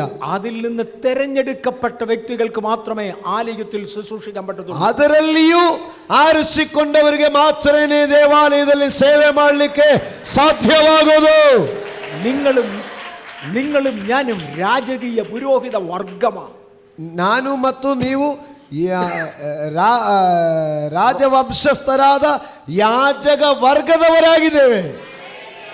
പക്ഷെ തെരഞ്ഞെടുക്കപ്പെട്ടവർക്ക് മാത്രമേ ദൈവത്തെ യോഗ്യമായി ആരാധിക്കാൻ പറ്റത്തുള്ളൂ. ಆದರೆ ಆರಿಸಿಕೊಂಡವರಿಗೆ ಮಾತ್ರನೇ ಯೋಗ್ಯವಾದ ರೀತಿಯಲ್ಲಿ ದೇವರ ಸೇವೆ ಮಾಡಲಿಕ್ಕೆ ಸಾಧ್ಯವಾಗುವುದು. പുറപ്പാട് പുസ്തകം 23-ാം അധ്യായത്തിലേക്ക് വരുമ്പോൾ, വിമോചനകാണ്ഡ 23ನೇ ಅಧ್ಯಾಯಕ್ಕೆ ಬರುವಾಗ, നിങ്ങളുടെ ദൈവമായ യഹോവയെ തന്നെ സേവിപ്പീൻ. ನೀವು ನಿಮ್ಮ ದೇವರಾದ ಯೆಹೋವನು ಒಬ್ಬನನ್ನೇ ಸೇವಿಸುವುದಾದರೆ, നിങ്ങളെല്ലാം യഹോവയെ സേവിക്കുന്നവരാണ്. ನೀವೆಲ್ಲರೂ ಯೆಹೋವನನ್ನು ಸೇವಿಸುವರೆ. പക്ഷെ ഇടയ്ക്കിടയ്ക്ക് വേറെ ചിലതിന്റെ അടുക്ക കൂടെ നിങ്ങൾ പോകും. ಆದರೆ ಮಧ್ಯದಲ್ಲಿ ಬೇರೇನು ಸ್ವಲ್ಪ ಆರಾಧಿಸಲಿಕ್ಕೆ ಹೋಗುವರು. അതൊരു സോഷ്യൽ കസ്റ്റം അല്ലേ? നാട്ടുകാരെല്ലാം കൂടെ പൂജ നടത്തുമ്പോൾ നമ്മളും കൂടണ്ടേ? ಆವಾಗ ನಮ್ಮವರೆಲ್ಲ ಇರುವಾಗ, ಸಾಮಾನ್ಯ ಸಮಾಜ ಇರುವಾಗ ಸಮಾಜಕ್ಕೆ ನಾವು ಸ್ವಲ್ಪ ಅನುಸರಿಸಿ ಹೋಗ್ಬೇಕಲ್ವಾ? അവരങ്ങ് മാറി നിൽക്ക്. ಆವಾಗ ದೇವರು ಹೇಳ್ತಾರೆ, ನೀ ಸಮಾಜದೊಂದಿಗೆ ಸೇರಬೇಕು ಅಂದ್ರೆ ನೀ ಸ್ವಲ್ಪ ಸೈಡಲ್ಲಿ ನಿಂತ್ಕೊಳ್ಳಪ್ಪ. നിന്റെ ദൈവമായ യഹോവയെ തന്നെ സേവിച്ചാൽ, ನಿನ್ನ ದೇವರಾದ ಯೆಹೋವನು ಒಬ್ಬನನ್ನೇ ಸೇವಿಸೋದಾಗಿದ್ದರೆ, അങ്ങനെയാണെങ്കിൽ ഞാൻ രണ്ട് കാര്യം കൂടെ അനുഗ്രഹിക്കാം. ಹಾಗಾದರೆ ನಾನು ಎರಡು ವಿಷಯಗಳಲ್ಲಿಯೂ ನಿಮ್ಮನ್ನು ಆಶೀರ್ವದಿಸುತ್ತೇನೆ. ആദ്യമേ പറഞ്ഞു, ഞാൻ നിന്റെ രോഗം സൗഖ്യമാക്കും. ಫಸ್ಟ್ ದೇವರು ಹೇಳಿದೆ, ನಾನು ನಿನ್ನ ರೋಗವನ್ನು ವಾಸಿ ಮಾಡ್ತೇನೆ. മിസ്രയീമ്യർക്ക് വരുത്തിയ ബാധ വരുത്തത്തില്ല. ಐಗುಪ್ತದವರಿಗೆ ಬಂದ ಯಾವ ಬಾಧೆಯೂ ನಿನಗೆ ಬರಗೊಡಿಸೋದಿಲ್ಲ. ഇപ്പൊ പറയുകയാണ്, നിങ്ങൾ എന്നെ മാത്രം സേവിച്ചാൽ, ಈಗ ಹೇಳ್ತಾ ಇದ್ದಾನೆ, ನೀ ನನ್ನನ್ನು ಒಬ್ಬನನ್ನೇ ಆರಾಧಿಸೋದಾದರೆ നിന്റെ അപ്പത്തെയും വെള്ളത്തെയും അനുഗ്രഹിക്കും. ನಿನ್ನ ರೊಟ್ಟಿಯನ್ನು, ನಿನ್ನ ಆಹಾರವನ್ನು, ನಿನ್ನ ನೀರನ್ನು ಆಶೀರ್ವದಿಸುತ್ತೇನೆ. ഇതിന് ഭയങ്കര അർത്ഥമുള്ള വാചകങ്ങളാ. ಗಮನಿಸ್ತಾ ಇದ್ದೀರಾ? ಇದು ಬಹಳ ಅರ್ಥವಾದ ವಿಷಯವಾಗಿದೆ. അപ്പവും വെള്ളവും അനുഗ്രഹിക്കുക എന്നാൽ എന്ത്? ಆಹಾರವನ್ನು, ನೀರನ್ನು ಆಶೀರ್ವದಿಸುತ್ತೇನೆ ಎಂದು ಹೇಳಿದರೆ ಏನರ್ಥ? ഇന്നത്തെ ആഹാരം കൊണ്ട് ഇന്നത്തേക്ക് മാത്രമുള്ളതല്ല, എൻ്റെ ഭാവിക്കുള്ളത് എൻ്റെ ശരീരത്തിൽ വെച്ചേക്കുക. ಇವತ್ತಕ್ಕೆ ಬೇಕಾದ ಆಹಾರದಿಂದ ಮಾತ್ರವಲ್ಲ, ನನ್ನ ಭವಿಷ್ಯಕ್ಕೆ ಬೇಕಾದ ಆಹಾರವನ್ನು ಕೂಡ ನನ್ನ ಶರೀರದಲ್ಲಿ ದೇವರು ಇಟ್ಟಿದ್ದಾರೆ. എൻ്റെ ആഹാരം നല്ലതാണെങ്കിൽ എനിക്ക് രോഗങ്ങൾ കുറച്ചേ ഉണ്ടാകത്തുള്ളൂ. ನನ್ನ ಆಹಾರ ಸರಿಯಾಗಿದ್ದರೆ ನನಗೆ ಕಾಯಿಲೆ ಕಡಿಮೆಯಾಗಿರುತ್ತದೆ. വേദപുസ്തക പ്രകാരം എൻ്റെ ആഹാരം നേരെയാണെങ്കിൽ എനിക്കൊരു നല്ല കുടുംബമുണ്ടാകും. ಸತ್ಯವೇದದ ಆಧಾರದ ಮೇಲೆ ನನ್ನ ಆಹಾರ ನಾನು ಕ್ರಮಪಡಿಸಿದರೆ ನನಗೆ ಒಳ್ಳೆಯ ಒಂದು ಕುಟುಂಬ ಇರುತ್ತದೆ. എൻ്റെ കുടുംബം ദൈവസന്നിധിയിൽ അനുഗ്രഹിക്കപ്പെടും. ಎಲ್ಲ ಕುಟುಂಬಗಳು ದೇವರ ಸನ್ನಿಧಿಯಲ್ಲಿ ಆಶೀರ್ವದಿಸಲ್ಪಡುತ್ತಾರೆ. 2, ഞാൻ നിന്റെ വെള്ളത്തെ അനുഗ്രഹിക്കും. 2, ನಾನು ನಿನ್ನ ನೀರನ್ನು ಆಶೀರ್ವದಿಸುತ್ತೇನೆ. 26ാമത്തെ വാക്യം പറഞ്ഞു, ഗർഭം അലസുന്നവളും മച്ചയും നിന്റെ ദേശത്തുണ്ടാകയില്ല, നിന്റെ ആയുഷ്കാലം ഞാൻ പൂർത്തിയാക്കും. 26ನೇ ವಾಕ್ಯದಲ್ಲಿ ಹೇಳ್ತಾ ಇದ್ದಾರೆ, ರಕ್ತಸ್ರಾವವಾಗಲಿ ಮತ್ತು ಬಂಜಿತನವಾಗಲಿ ನಿಮ್ಮ ಮಧ್ಯದಲ್ಲಿ ಬರುವುದಿಲ್ಲ, ನಾನು ನಿನಗೆ ದೀರ್ಘಾಯುಷ್ಯನ್ನು ಅನುಗ್ರಹಿಸುತ್ತೇನೆ.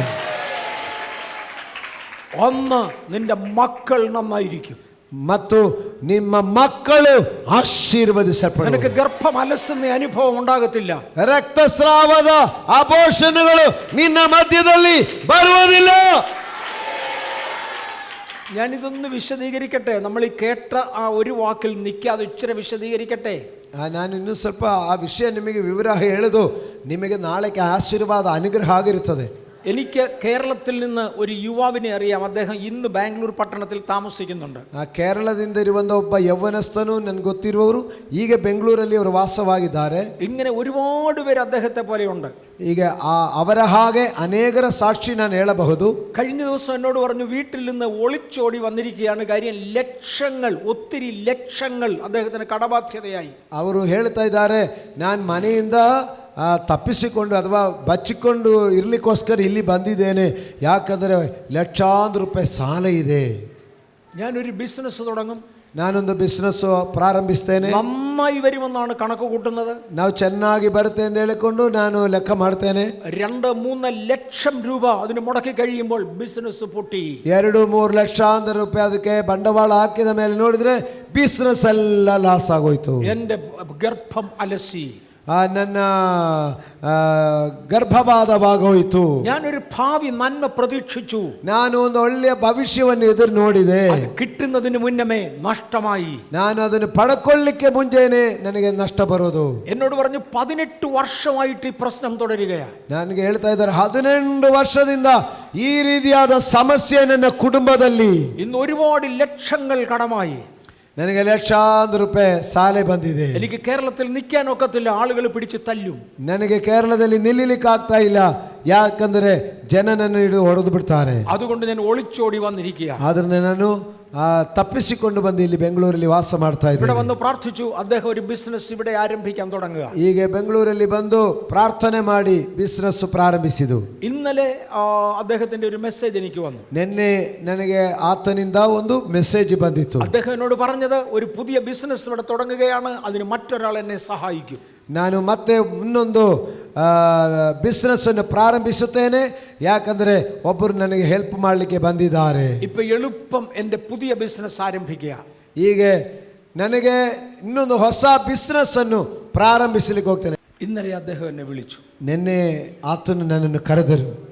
പക്ഷേ ബിസിനസ് തുടങ്ങാൻ വേണ്ടി എല്ലാ ക്രമീകരണവും ചെയ്തു. ಬಿಸ್ನೆಸ್ ಪ್ರಾರಂಭಿಸಲಿಕ್ಕೆ ನಾನೆಲ್ಲ ಕ್ರಮಪಡಿಸಿದೆ. വേറൊരു സ്നേഹിതനാണ് എന്നെ സഹായിക്കുന്നത്. ಮತ್ತೊಬ್ಬ ಸ್ನೇಹಿತನು ನನಗೆ ಸಪೋರ್ಟ್ ಮಾಡ್ತಾ ಇದ್ದಾರೆ. പെട്ടെന്ന് അദ്ദേഹത്തിന്റെ ഒരു കസിൻ മരിച്ചുപോയി. ಆದರೆ ಬೇಗನೆ ಆತನ ಸಂಬಂಧದಲ್ಲಿರುವ ಒಬ್ಬರು ತೀರೋದ್ರು. അയാൾ നാട്ടിൽ പോയിരിക്കുക. ಹೆಲ್ಪ್ ಮಾಡ್ತೀನಿ ಅಂತ ಹೇಳಿದವರು ಊರುಗೊಟ್ಟೋದ್ರು. എൻ്റെ ഗർഭം അലസി. ಓ, ನನ್ನ ನಿರೀಕ್ಷೆ ನಷ್ಟವಾಯಿತು. ഈ ആശയം നിങ്ങൾക്ക് മനസ്സിലാകുന്നുണ്ടോ? ಗಮನಿಸಿ, ഇവിടെ ഒരുപാട് പേര് കണ്ടേക്കാം അവർ പ്രതീക്ഷിച്ചത് നഷ്ടമാകുക. ಅಂದರೆ ನಮ್ಮಲ್ಲಿ ಅನೇಕರು ಇರಬಹುದು, ನಿರೀಕ್ಷಿಸಿದನ್ನು ನಮಗೆ ನಷ್ಟಪಟ್ಟು ಹೋಗುವಂತ ಅಬೋಷಣೆಗಳು. കർത്താവ് പറഞ്ഞു, ഞാൻ നിന്നെ അനുഗ്രഹിക്കാം. ಆದರೆ ಅದರ ಮಧ್ಯದಲ್ಲಿ ದೇವರು ಹೇಳ್ತಾ ಇದ್ದಾರೆ, ನಾನು ನಿನ್ನನ್ನು ಆಶೀರ್ವದಿಸುತ್ತೇನೆ. ഞാൻ നിന്റെ അപ്പത്തെയും വെള്ളത്തെയും അനുഗ്രഹിക്കുമ്പോൾ, ನಾನು ನಿನ್ನ ಆಹಾರವನ್ನು ನಿನ್ನ ನೀರನ್ನು ಆಶೀರ್ವದಿಸುವಾಗ ഈ സാഹചര്യം നിന്നെ വിട്ടുമാറും. ಈ ಬಂಜಿತನ ನಿನ್ನನ್ನು ಬಿಟ್ಟು ಹೋಗುತ್ತದೆ. സങ്കീർത്തനങ്ങളിൽ എഴുതിയിരിക്കുന്നത് ഉഷസിന്റെ ഉദരത്തിൽ നിന്ന് യുവാക്കളായ മഞ്ഞ് നിനക്ക് വരും. ಕೀರ್ತನೆಗಳಲ್ಲಿ ಹೇಳ್ತಾ ಇದ್ದಾರೆ, ಓ ಅರುಣೋದಯನ ಪ್ರಾರಂಭದಿಂದಲೇ ನಿನಗೆ ಮಕ್ಕಳನ್ನು ಕೊಡುತ್ತೇನೆ. ഓരോ ദിവസവും നേരം വെളുക്കുമ്പോൾ ഉഷസിന്റെ ഉദരം, ഓരോ ദിവസവും നേരം വെളുക്കുമ്പോൾ ಪ್ರಾತಃ ಕಾಲ ಎಂಬುದು ಒಂದೊಂದು ದಿವಸವೂ ಪ್ರಾತಃಕಾಲ ಆಗುವಾಗ ಅದು ನಮ್ಮ ಪ್ರಾರಂಭದ ದಿನವಾಗಿದೆ. ഒരു സദ്വർത്തമാനം നിങ്ങളെ തേടി വരികയാണ്. ಆದರೂ ಪ್ರತಿಯೊಂದು ದಿನ ಮುಂಜಾನೆ ನಿಮಗೊಂದು ಒಳ್ಳೆಯ ಸುದ್ದಿ ಬರ್ತಾ ಇರುತ್ತದೆ. നിങ്ങൾ എൻ്റെ വാക്ക് കേട്ടനുസരിച്ചാൽ, ಯಾವಾಗ ನನ್ನ ಆಜ್ಞಾವಿಧಿ ಅನುಸರಿಸಿ ನಡೆದರೆ, ಆಜ್ಞಾವಿಧಿ ಅನುಸರಿಸಿದ್ರೆ ಏನಾಗುತ್ತೆ?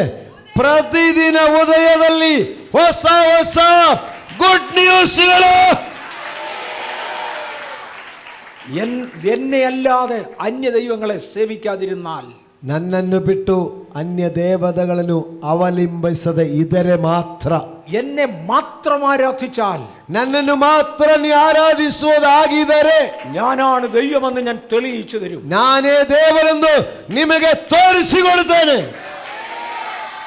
നിങ്ങൾക്ക് ഈ ആശയം മനസ്സിലാകുന്നുണ്ടോ? ನಿಮಗೆ ವಿಷಯ ಅರ್ಥ ಆಗ್ತಾ ಇದೆಯಾ? നമ്മൾ എവിടെയാ വിടുതൽ ആരംഭിക്കുന്നത്? ദൈവിക വിടുതൽ എവിടെയാണ് തുടങ്ങുന്നത്? ನಾವು ಬಿಡುಗಡೆ ಎಂಬುದು ಸಬ್ಜೆಕ್ಟು. ಈ ಬಿಡುಗಡೆ ಎಲ್ಲಿ ಪ್ರಾರಂಭಿಸೋದು? ഇതൊരു ഒരു മഹായോഗത്തിന് പറഞ്ഞു തുടങ്ങിയതാ. ಇದೊಂದು ದೊಡ್ಡ ಕೂಟದ ಮಧ್ಯದಲ್ಲಿ, ಮಹಾ ಸಮ್ಮೇಳನದ ಮಧ್ಯದಲ್ಲಿ ದೇವರು ಹೇಳಿದ ಮಾತು.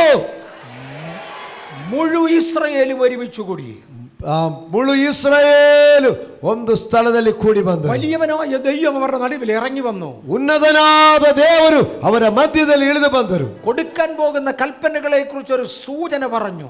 ಕೊಡಲಿಕ್ಕಿರುವಂತ ದೊಡ್ಡ ಆಜ್ಞೆಗಳ ಬಗ್ಗೆ ಒಂದು ಸೂಚನೆ ಕೊಟ್ಟರು. ഇത് മുഴുവനും നിങ്ങൾ അനുസരിക്കുമോ?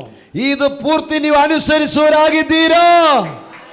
ಅವರು പറഞ്ഞു, കർത്താവ് എന്ത് കൽപ്പിച്ചാലും അനുസരിക്കും. ಆ ಜನ ಹೇಳಿದರು, ಕರ್ತನೇ ನೀವು ಏನೇ ಹೇಳಿದರು ನಾವು ಅನುಸರಿಸುತ್ತೇವೆ. മോശെ ഒരു യാഗപീഠം, 12 യാഗപീഠങ്ങൾ പണിതു. ಮೋಶೆ 12 ಯಜ್ಞವೇದಿಗಳನ್ನು ಕಟ್ಟಿದರು. 100 ആടുകളെ അതിന്മേൽ യാഗം കഴിച്ചു. 100 ಆ ಕುರಿಗಳನ್ನು ಆ ಯಜ್ಞವೇದಿ ಮೇಲೆ ಯಜ್ಞ ಅರ್ಪಿಸಿದರು. ആ രക്തം മുഴുവനും ബക്കറ്റുകളിൽ എടുത്തു. ಆ ರಕ್ತ ಪೂರ್ತಿ ಪಾತ್ರೆಗಳಲ್ಲಿ ತೆಗೆದುಕೊಂಡರು. അതിൽ പകുതി യാഗപീഠത്തിന്മേൽ ഒഴിച്ചു. ಅದರಲ್ಲಿ ಅರ್ಧ ಯಜ್ಞವೇದಿ ಮೇಲೆ ಉಯ್ದರು.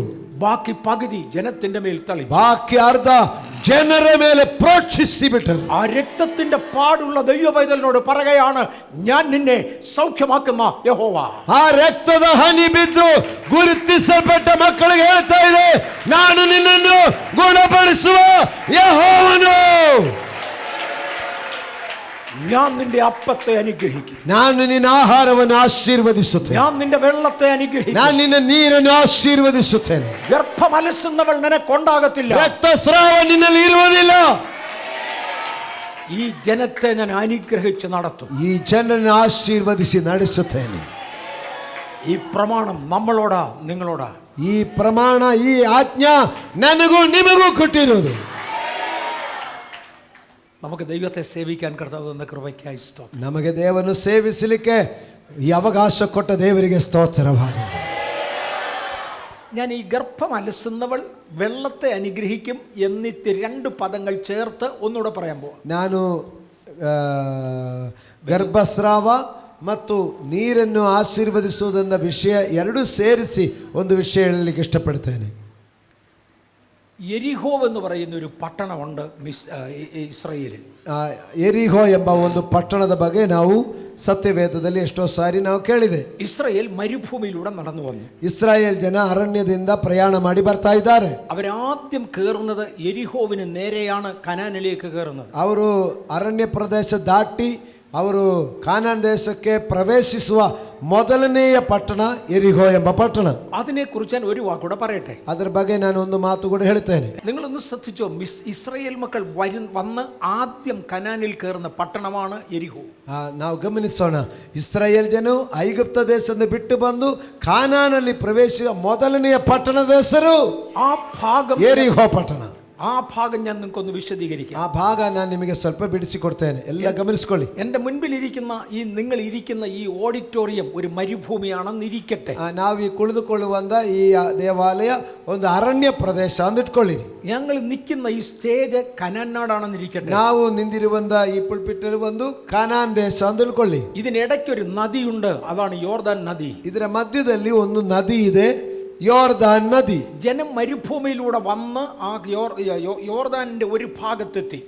ಜನ ಅರಣ್ಯದಿಂದ ಪ್ರಯಾಣ ಮಾಡಿ ಯೋರ್ದಾನನ ಬಳಿಯಲ್ಲಿ ಬಂದು നേരെ മറുകര കടന്നാൽ കനാനിൽ കയറും. ಈ ಯೋರ್ದಾನ್ ದಾಟಿದರೆ ಕಾನಾನ್ ಪಟ್ಟಣದಲ್ಲಿ ಪ್ರವೇಶಿಸಬಹುದು. കനാൻ നീണ്ടു കിടക്കുന്ന ഒരു ദേശമാണ്. ಆ ಕಾನಾನ್ ಪಟ್ಟಣ ಉದ್ದಕ್ಕೆ ಇರುವಂತ ದೊಡ್ಡ ಒಂದು ಪಟ್ಟಣವಾಗಿದೆ. കർത്താവ് മോശയോട് പറഞ്ഞു, ഇവിടം ക്രോസ് ചെയ്യണ്ട. ದೇವರು ಮೋಸೆಗೆ ಹೇಳಿದೆ, ಇಲ್ಲಿ ನೀವು ಆ ನದಿಯನ್ನು ದಾಟಬೇಡ. ഈ ജനം എന്റെ മുമ്പിൽ കുറെ പാപം ചെയ്തതാ. ಈ ಜನ ನನ್ನ ಮುಂದೆ ಅನೇಕ ಪಾಪ ಮಾಡಿದ್ದಾರೆ. ആ പാപം ചെയ്തവനെ ഞാൻ കനാനി കയറ്റത്തില്ല. ಆ ಪಾಪ ಮಾಡಿದವನು ನಾನು ಕಾನಾನಲ್ಲಿ ಸೇರಿಸಲ್ಲ. അവരെ ഞാൻ മരുഭൂമിയിൽ ഇട്ട് കൊല്ലും. ಅವರನ್ನು ನಾನು ಮಾತು ಅನುಸರಿಸದವರನ್ನು ಅರಣ್ಯದಲ್ಲೇ ಸಾಯಿಸಿಬಿಡ್ತೇನೆ. അതുകൊണ്ട് നീ ഒരു കാര്യം ചെയ്യ്, യോർദാന്റെ അങ്ങേ സൈഡിൽ മരുഭൂമിയിൽ ഒരറ്റത്തുനിന്ന് മറ്റേ അറ്റം വരെ നടക്ക്. ಅದಕ್ಕೆ ನೀವು ಇಲ್ಲಿ ದಾಟಬೇಕಾದ ನೀವುಗಳು ಈ ಸೈಡಿಂದ ನೀ ಯೋರ್ದಾನ್ ಉದ್ದಕ್ಕೆ ಇದೆ ಆ ಸೈಡ್ಗೆ ಈ ಜನರನ್ನು ನಡೆಸಿಕೊಂಡು ಹೋಗು. ഇത്രയും ജനം ഒരറ്റത്തുനിന്ന് മറ്റേ അറ്റം വരെ നടക്കാൻ 40 വർഷം എടുത്തു. ಈ ಜನಾಂಗಗಳು ಈ ಯೋರ್ದಾನಿನ ಈ ತುದಿಯಿಂದ ಅಲ್ಲಿ ತನಕ ನಡೆಯಲಿಕ್ಕೆ 40 ವರ್ಷ ತಕೊಂಡ್ರು. ഇതിനോടകം അവർക്ക് വരാവുന്ന പ്രശ്നങ്ങൾ മുഴുവൻ വന്നു.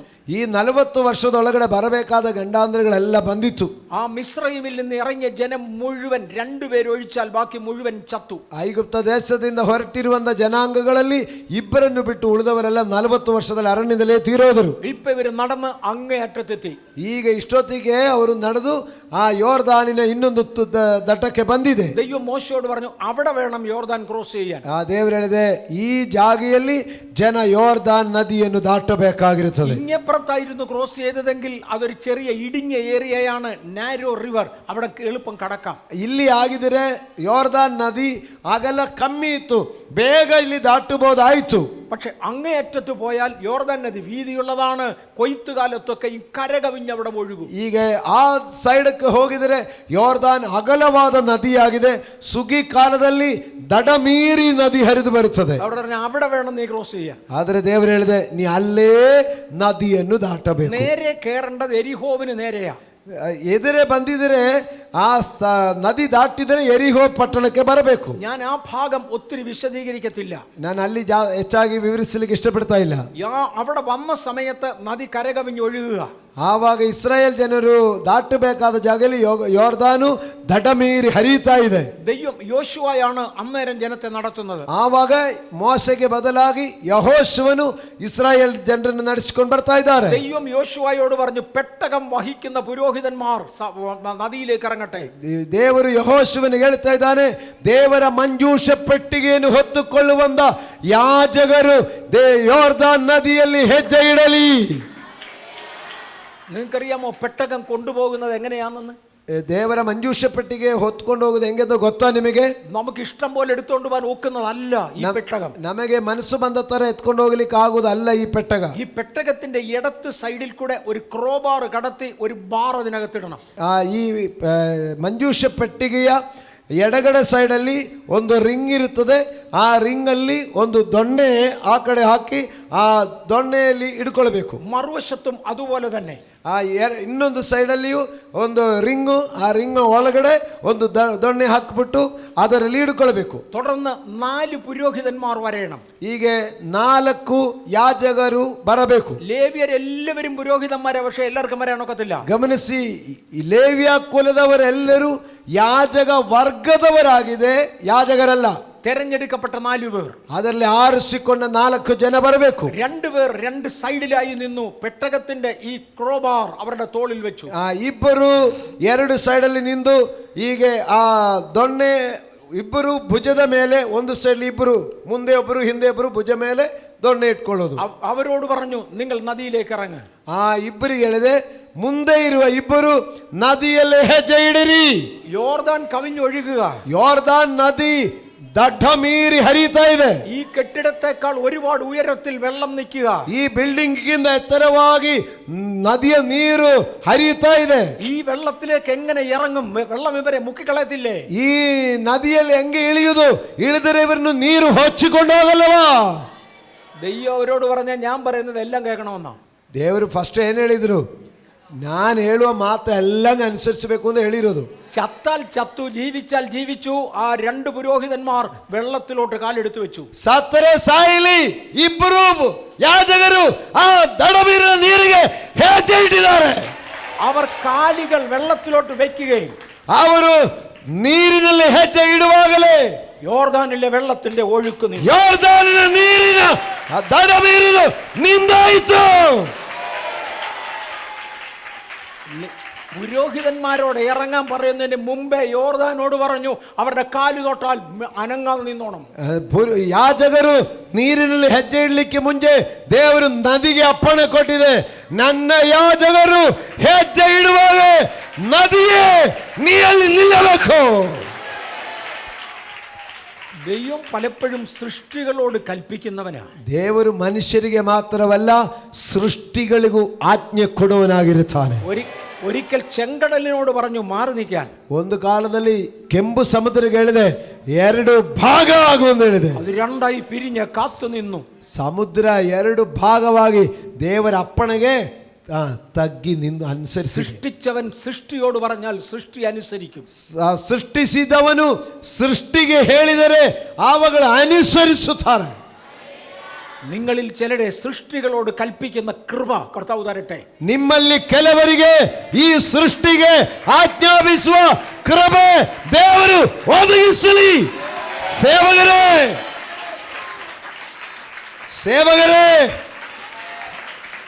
ಸೇವಾ ಕ್ಷೇತ್ರಗಳಲ್ಲಿ ಕೆಲ ವಿಷಯಗಳ ಮೇಲೆ ಅಧಿಕಾರದಿಂದ ಅಪ್ಪಣೆ ಕೊಡಲಿಕ್ಕೆ ಕೃಪೆ ಹೊಂದಿಕೋ. ನಿಲ್ಲು ಎಂದು ಹೇಳಿದರೆ ಅವುಗಳು ನಿಲ್ಲುತ್ತದೆ. പടുതുക്കോ. ഞാൻ നിങ്ങളോടൊരു കഥ പറയാം. ഞാൻ നിമಗೊಂದು ಮಾತು ಹೇಳ್ತೇನೆ. 1967 ഞാൻ ജോധ്പൂർ, രാജസ്ഥാനിലെ ജോധ്പൂർ എന്ന സ്ഥലത്തെത്തി. 1967 ನಾನು ಜೋಧ್ಪುರ್ ಎಂಬ ಸ್ಥಳದಲ್ಲಿ ನಾನು ಹೋಗಿದೆ. അവിടെ നീണ്ട വർഷമായി മഴയില്ലായിരുന്നു. ಅಲ್ಲಿ ವರ್ಷಗಟ್ಟಲೆ ಅಲ್ಲಿ ಮಳೆ ಇರಲಿಲ್ಲ.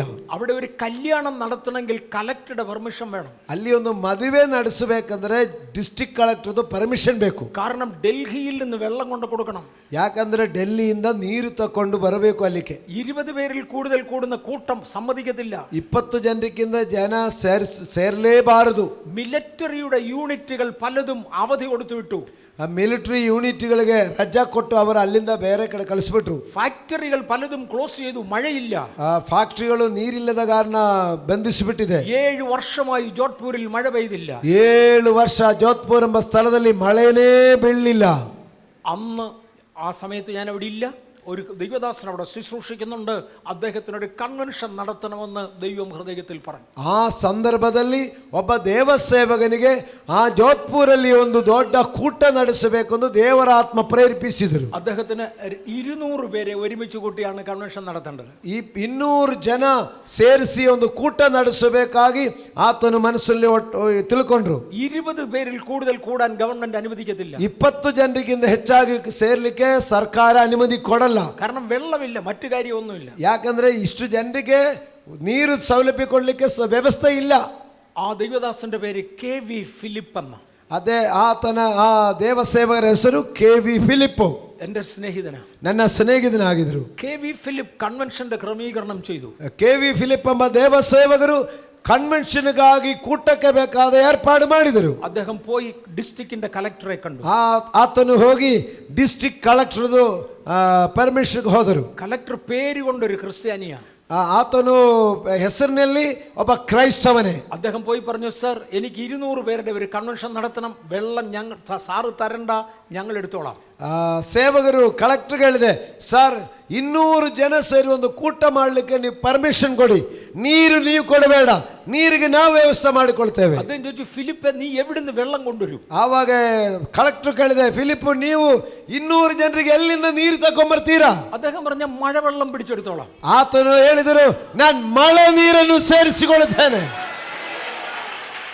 എടാ 7 വർഷമായി മഴയില്ല, 7 ವರ್ಷ ಮಳೆನೇ ಇಲ್ಲ, ಎಲ್ಲಿ ಮಳೆ ನೀರು? നീ എവിടെ മഴവെള്ളം കൊണ്ടുവരും? ನೀ ಎಲ್ಲಿಂದ ಮಳೆ ನೀರು ತಗೊಂಡ್ಬರ್ತೀರಾ? അദ്ദേഹം പറഞ്ഞു, എന്റെ ദൈവം ഒന്ന് മഴ തരും. ಅವರು ನನ್ನ ದೇವರು ಮಳೆ ಸುರಿಸುತ್ತಾರೆ. പേരുകൊണ്ട് ഈ കലക്ടർ ഒരു ക്രിസ്ത്യാനിയാണ്, നോ എന്ന് പറയാൻ അയക്ക് പറ്റുന്നില്ല. ಅವರು ಹೆಸರಿನಲ್ಲಿ ಒಬ್ಬ ಕ್ರೈಸ್ತವನು, ಅದಕ್ಕೆ ನಮ್ಮ ದೇವರು ನೀರು ಕೊಡ್ತಾರೆ ಅಂತ ಹೇಳುವಾಗ ಇಲ್ಲ ಅಂತ ಹೇಳಲಿಕ್ಕೂ ಅವ್ರಿಗೆ ಆಗ್ತಾ ಇಲ್ಲ. അദ്ദേഹം പറഞ്ഞു, ഫിലിപ്പ് ഞാൻ പെർമിഷൻ തരാം. അവർ ಹೇಳಿದ್ರು, ಫಿಲಿಪ್ಪು ನಾನು ನಿಮಗೆ ಪರ್ಮಿಷನ್ ಕೊಡ್ತೇನೆ. പക്ഷെ കൺവെൻഷന്റെ തലേ ദിവസം വന്ന് ഒന്നുകൂടെ ഓർപ്പിക്കണം, പെർമിഷൻ റിന്യൂ ചെയ്യാൻ, ഇല്ലെങ്കിൽ ക്യാൻസൽ ആവും. ಆದರೆ ಕನ್ವೆನ್ಷನ್ಗೆ ಮುಂಚಿನ ದಿವಸ ಬಂದು ನನಗೆ ನೆನಪಿಸಿಕೊಡಬೇಕು, ಜ್ಞಾಪಕಪಡಿಸಬೇಕು, ನಾನು ನಿನ್ನ ಪರ್ಮಿಷನ್ ರಿನ್ಯೂ ಮಾಡಿ ಆವತ್ತೇ ಕೊಡೋದು. KV ഫിലിപ്പ് കൺവെൻഷൻ അറേഞ്ച് ചെയ്തു. KV ಫಿಲಿಪ್ ಎಂಬ ದೇವ ಸೇವಕರು ಕನ್ವೆನ್ಷನ್ಗೆ ಏರ್ಪಾಡು ಮಾಡಿದರು. കൺവെൻഷൻ 4 ദിവസം മുമ്പേ മഴ ആരംഭിച്ചു. ಕನ್ವೆನ್ಷನ್ಗೆ 4 ದಿವಸ ಮುಂಚೆ ಮಳೆ ಪ್ರಾರಂಭವಾಯಿತು.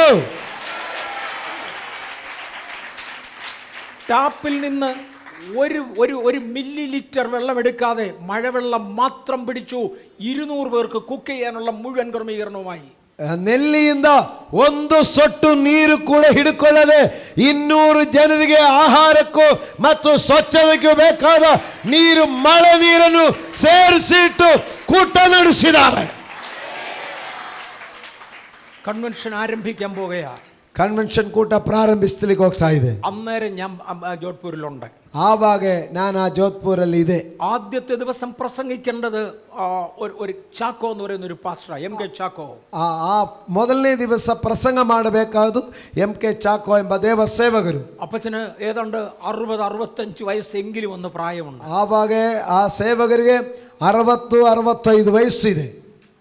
പ്രസംഗത്തിന് വേണ്ടി ഗ്രൗണ്ടിൽ ഡെറി വിരിക്കുവാൻ ഞാനും കൂടെ ചേർന്നാണ് ഇറങ്ങിയത്. ಆ ಪ್ರಸಂಗಕ್ಕೆ ಮುಂದೆ ಗ್ರೌಂಡಲ್ಲಿ ಈಗ ಹಾಸಿಗೆ ಹಾಕಲಿಕ್ಕಾಗಿ ನಾನು ಸೇರಿನೇ ಮಾಡಿರೋದು. ഡെറി കൊണ്ടിറങ്ങുകയും മഴ. ಈಗ ಆ ಹಾಸಿಗೆ ಹಾಕಲಿಕ್ಕಾಗಿ ಇಳಿದಿದೆ, ಮಳೆ ಸುರಿತಾ ಇದೆ. KV ഫിലിപ്പ് പ്രാർത്ഥിച്ചു കൊണ്ടുവന്ന മഴയാ.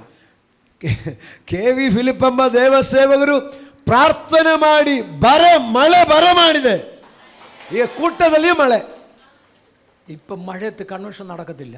ಈಗ ಮಳೆ ಮುಂದುವರಿಸಿಕೊಂಡು ಹೋದ್ರೆ ಕೂಟ ನಡೆಸಲಿಕ್ಕಾಗತ್ತಾ? ആരോ ഓടി MK ചാക്കോയുടെ അടുക്ക ചെന്നു. ಆ MK ಚಾಕೋ ಎಂಬ ಪ್ರಸಂಗ ಮಾಡಬೇಕಾದ ಪಾಸ್ಟರ್ ಹತ್ರ ಹೋಗಿ ಹೇಳಿದೆ. അദ്ദേഹം ഇറങ്ങി വന്നു. ಆತನು ಇಳಿದು ಬಂದರು. വന്നപ്പോൾ ഞാനും ഉണ്ട് അവിടെ ഡെറി വിരിക്കാൻ.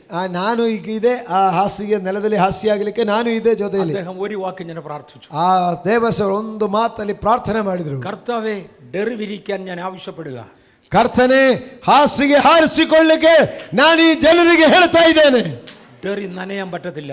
ಈ ಹಾಸಿಗೆ ಒಂದು ಸೊಟ್ಟು ನೀರಿನಲ್ಲಿ ನನೆಯಬಾರದು. അദ്ദേഹം ഞങ്ങളോട് പറഞ്ഞു, ഡെറി വിരിക്ക.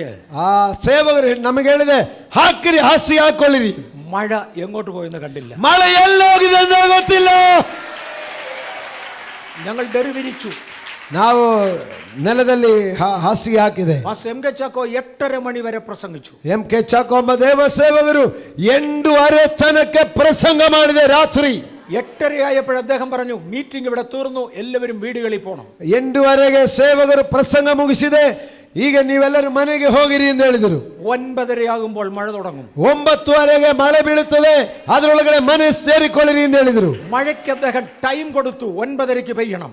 ಮಳೆಗೆ ಆತನು ಅಪ್ಪಣೆ ಮಾಡಿದೆ, 9:30ಗೆ ಮಳೆ ಬೀಳಬೇಕು.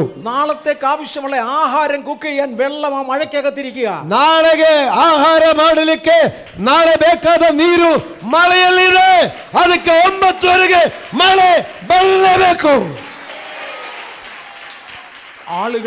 ആളുകൾ പിരിഞ്ഞുപോയി. ಆ ಜನಾಂಗಗಳು ಕೂಟ ಮುಗಿಸಿ ಮನೆಗೆ ಹೋದರು. 9:30 മണിയായപ്പോൾ മഴ പെയ്തു. 9:30ಗೆ ತಿರುಗಿ ಮಳೆ ಬಿದ್ದಿತು. ഞാൻ അവിടെ ഉണ്ട്. ನಾನು ಆ ಕೂಟದಲ್ಲಿ ಭಾಗವಹಿಸಿದ್ದೇನೆ. ಇದಲ್ಲೇ ದೈವಂ ಯೋಶುವയോട് പറഞ്ഞത്? ಇದಲ್ಲವೋ ದೇವರು ಯೆಹೋಶುವನಿಗೆ ಅಪ್ಪಣೆ ಕೊಟ್ಟಿರುವುದು? എന്റെ പെട്ടകം വഹിക്കുന്ന 4 പേരിവിടെ നിപ്പുണ്ട്. ನನ್ನ ಮಂಜೂಷ ಪೆಟ್ಟಿಗೆ ಹೊತ್ತುಕೊಳ್ಳುವ 4 ಜನ ಭುಜ ಮೇಲೆ ಪೆಟ್ಟಿಗೆ ಇಟ್ಟುಕೊಂಡು ನಿಂತಿದ್ದಾರೆ. അവർ യോർദാനിലേക്ക് ഇറങ്ങാൻ പറ. ಅವರು ಯೋರ್ದಾನಿಗೆ ಇಳಿಲಿಕ್ಕೆ ಅಪ್ಪಣೆ ಕೊಡು. അവരുടെ കാലുകൾ വെള്ളത്തിൽ മുങ്ങിക്കഴിഞ്ഞപ്പോൾ ಅವರ ಪಾದಗಳು ನೀರಿನಲ್ಲಿ ಮುಳುಗುವಾಗಲೇ വെള്ളത്തിന്റെ ഒഴുക്ക് നിന്നു. ನೀರು ಹರಿಯುವುದು ನಿಂದೋಯಿತು. ദൈവം അവരോട് പറഞ്ഞു, നിങ്ങൾ മധ്യഭാഗം വരെ നടക്ക്, ജനം അവിടെ നിൽക്കട്ടെ, നിങ്ങൾ ഈ നദിയുടെ മധ്യഭാഗം വരെ പോ. ಪುರೋಹಿತರಿಗೆ ದೇವರು ಹೇಳಿದೆ, ಯೆಹೋಶುವನು ಹೇಳ್ತಾ ಇದ್ದಾನೆ, ನೀವು ಆ ನದಿಯ ಮಧ್ಯ ಭಾಗಗಂಡೆ ಹೋಗಿರಿ, ಜನ ಅಲ್ಲಿ ತನಕ ಅಲ್ಲಿ ಇರಲಿ.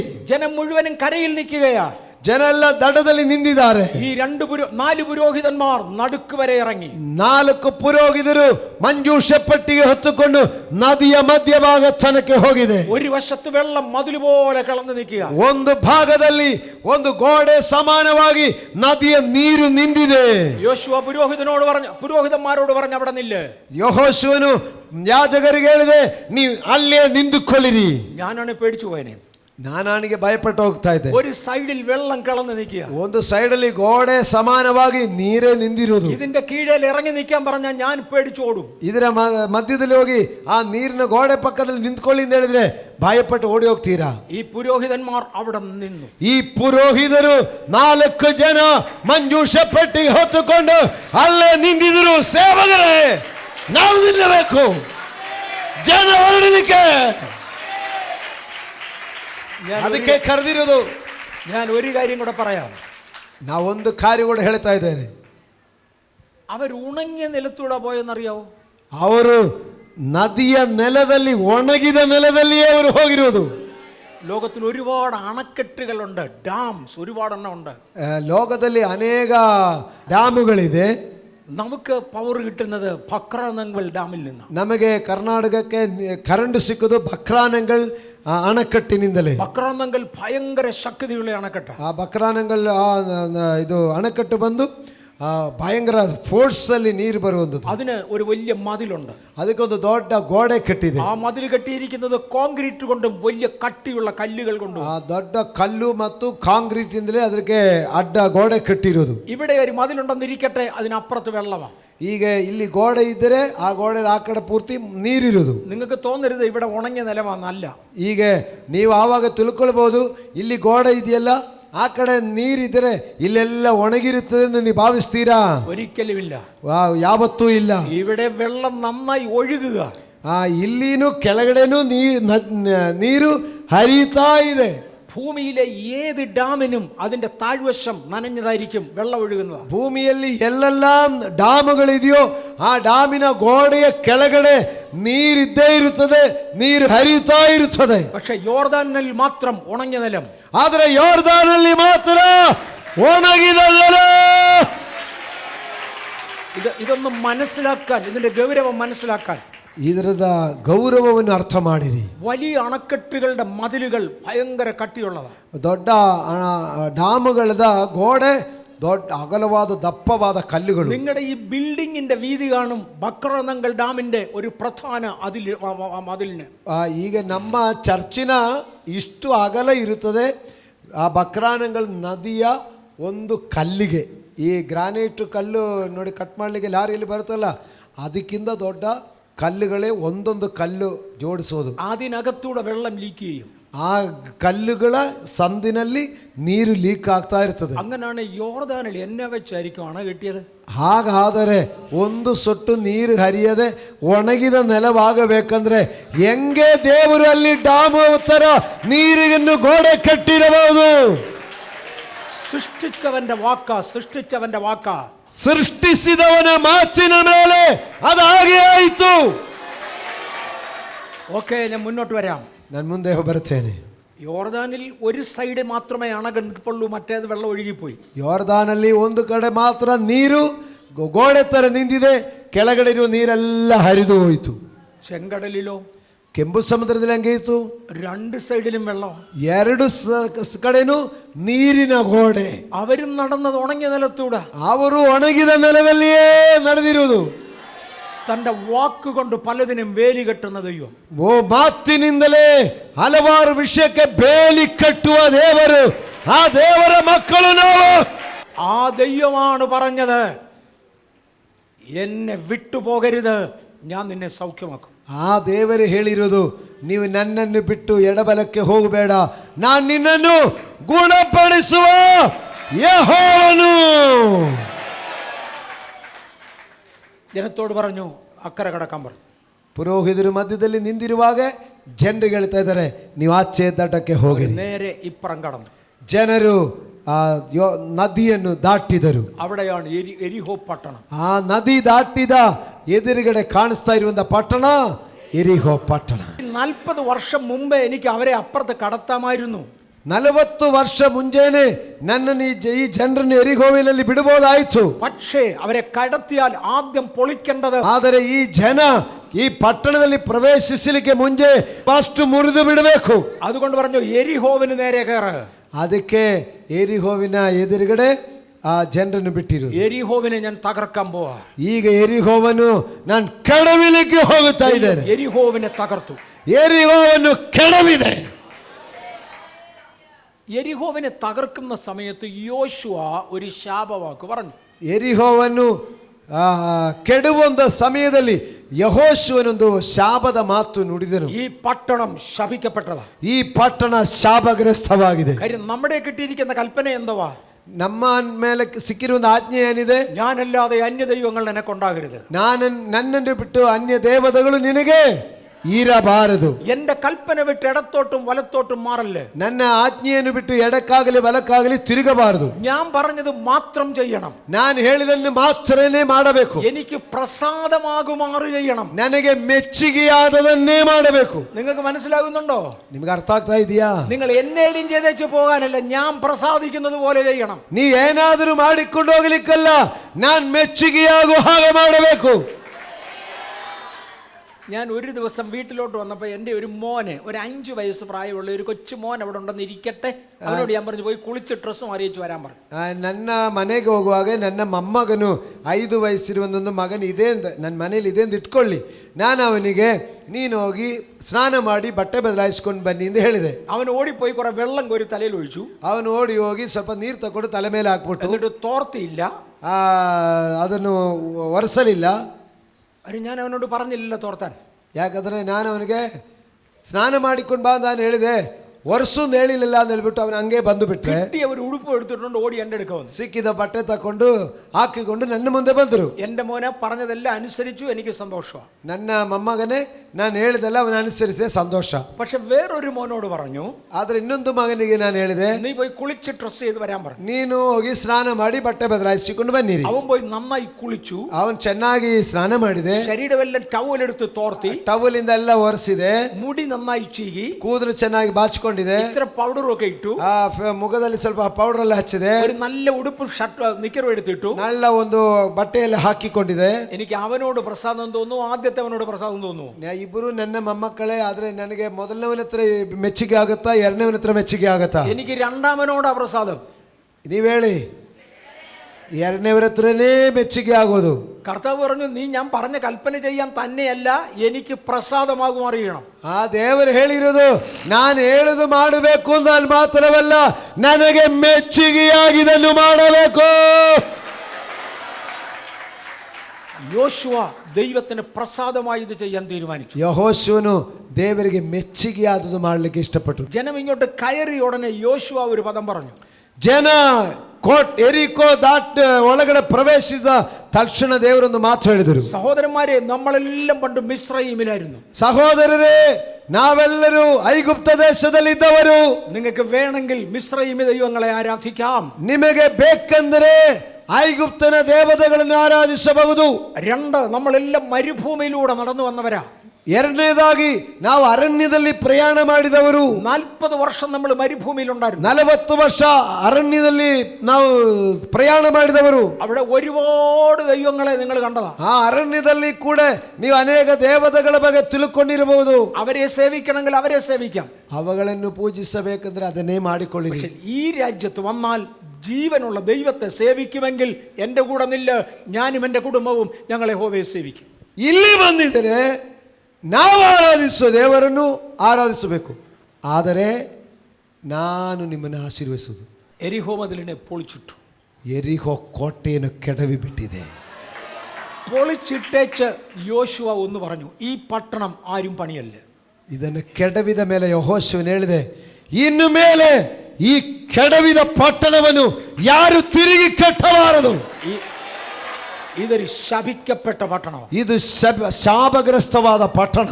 ഈ പട്ടണം ശപിക്കപ്പെട്ട, ಈ ಪಟ್ಟಣ ಶಾಪಗ್ರಸ್ತವಾದದ್ದು. അദ്ദേഹം പറഞ്ഞു, ഇത് ആരെങ്കിലും പണിയാൻ ഒരുങ്ങിയാൽ, ಇದನ್ನು ಯಾರಾದರೂ ಕಟ್ಟಲಿಕ್ಕೆ ಶುರು ಮಾಡಿದರೆ, ഇതിന് അടിസ്ഥാനം ഇടുമ്പോൾ അവന്റെ മൂത്ത മോൻ ചത്തുപോണം. ಇದರದ ಅಸ್ತಿವಾರ ಹಾಕುವಾಗ ಅವನ ಮೊದಲು ಮಗ ಸತ್ತೋಗ್ಬಿಡ್ತದೆ. ആ കട്ടണത്തിന് കട്ടിള വെക്കുമ്പോൾ, അതിന്റെ വാതിൽ ഫിറ്റ് ചെയ്യുമ്പോൾ രണ്ടാമൻ ചാകണം. ಯಾವ್ದನ ಬಾಗಿಲಿಡುವಾಗ ಎರಡನೇ ಮಗನ ಸತ್ತೋಗುತ್ತದೆ. ശപിച്ചു വിട്ടു. ಯೆಹೋಶುವನು ಶಾಪ ಹೇಳಿ ಬಿಟ್ಟುಬಿಟ್ರು. ഒരുപാട് വർഷങ്ങൾ കഴിഞ്ഞു, ವರ್ಷಗಳು ಕಳೆದೋಯ್ತು. ആ തലമുറ പോയി, അടുത്ത തലമുറ പോയി, അതിനടുത്ത തലമുറ പോയി, ഒത്തിരി തലമുറകൾ ತಲೆಮಾರುಗಳು ಕಾಲ ಕಳೆದೋಯ್ತು. ഒരു രാജാവ് വന്നപ്പോൾ ഓർത്തു, നമുക്കിവിടെ വന്ന് നന്നായിട്ട് പണിതാലോ. ತಲೆಮಾರುಗಳಿಂದ ಒಬ್ಬ ರಾಜನು ಬರುವಾಗ ಅವನೊಳಗಡೆ ಒಂದು ಆಸೆ ಬಂದು, ನಮಗೆ ಈ ಪಟ್ಟಣವನ್ನು ಕಟ್ಟಬೇಕಲ್ಲ. യോശുവ പറഞ്ഞതൊന്നും അയാൾ കേട്ടിട്ടില്ല. ಯೆಹೋಶುವನು ಆವಾಗ ತಲೆಮಾರುಗಳ ಮುಂದೆ ಹೇಳಿದ ಆತನು ಕೇಳಲಿಲ್ಲ. ಐಕ್ಯ യോശുവയും അറിയത്തില്ല, ദൈവത്തെ അറിയത്തില്ല. ಯೆಹೋಶುವನ ಬಗ್ಗೆನೂ ಗೊತ್ತಿಲ್ಲ, ದೇವ್ರ ಬಗ್ಗೆನೂ ಗೊತ್ತಿಲ್ಲ. നമുക്ക് ഇതൊന്ന് പണിയാം. ನಮಗೆ ಎರಿಗೋ ಪಟ್ಟಣವನ್ನು ಕಟ್ಟಬೇಕು. അടിസ്ഥാനമിട്ട് അന്ന് മൂത്ത മകൻ മരിച്ചു. ಅವನ ಅಸ್ಥಿಭಾರ ಹಾಕಲಿಕ್ಕೆ ಪ್ರಾರಂಭಿಸಿ ಆವತ್ತೇ ಅವನ ದೊಡ್ಡ ಮಗ ಸತ್ತೋದ್ರು. മോനെ, തലമുറകൾ മരിച്ചേക്കാം, ദൈവദാസന്റെ വായിലെ വാക്ക് പോകില്ല.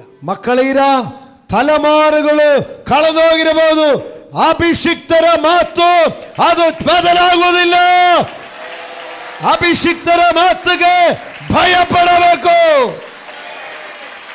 അവസാനം ആ പട്ടണം തിരികെ പണിത് അതിന് ആ വാതിൽ വെച്ചപ്പോൾ, ಆ ಪಟ್ಟಣದ ಕೋಟೆ ಕಟ್ಟಿ ಅದಕ್ಕೆ ಹೆಬ್ಬಾಗಿಲಿಡುವ ದಿವಸ അവന്റെ രണ്ടാമനും മരിച്ചു. ಅವನ ಎರಡನೇ ಮಗನು ಸತ್ತೋದ. എന്തുകൊണ്ട് മരിച്ചു എന്ന് അവൻ അറിഞ്ഞുകൂടാ. ಯಾಕೆ ನನ್ನ ಮಗ ತೀರೋದ್ರಿಂದ ಅವನಿಗೆ ಗೊತ್ತಿಲ್ಲ. പട്ടണത്തിൽ ആളുകൾ കയറി താമസം തുടങ്ങി. ಪಟ್ಟಣದ ಒಳಗಡೆ ಜನ ಬಂದು ವಾಸ ಮಾಡಲಿಕ್ಕೆ ಪ್ರಾರಂಭ ಆಯಿತು. ഒരുപാട് വർഷങ്ങൾ കഴിഞ്ഞപ്പോഴാണ് ഏലീശ പ്രവാചകനെ ദൈവം അവിടെ അയക്കുന്നത്. ಅನೇಕ ವರ್ಷಗಳ ನಂತರ ಏಲೀಷಾ ಪ್ರವಾದಿಯನ್ನು ಆ ದೇಶಕ್ಕೆ ಕಳುಹಿಸಿದರು. ഏലീശ പ്രവാചകൻ ഒരു അഭിഷേകം പ്രാപിച്ചു.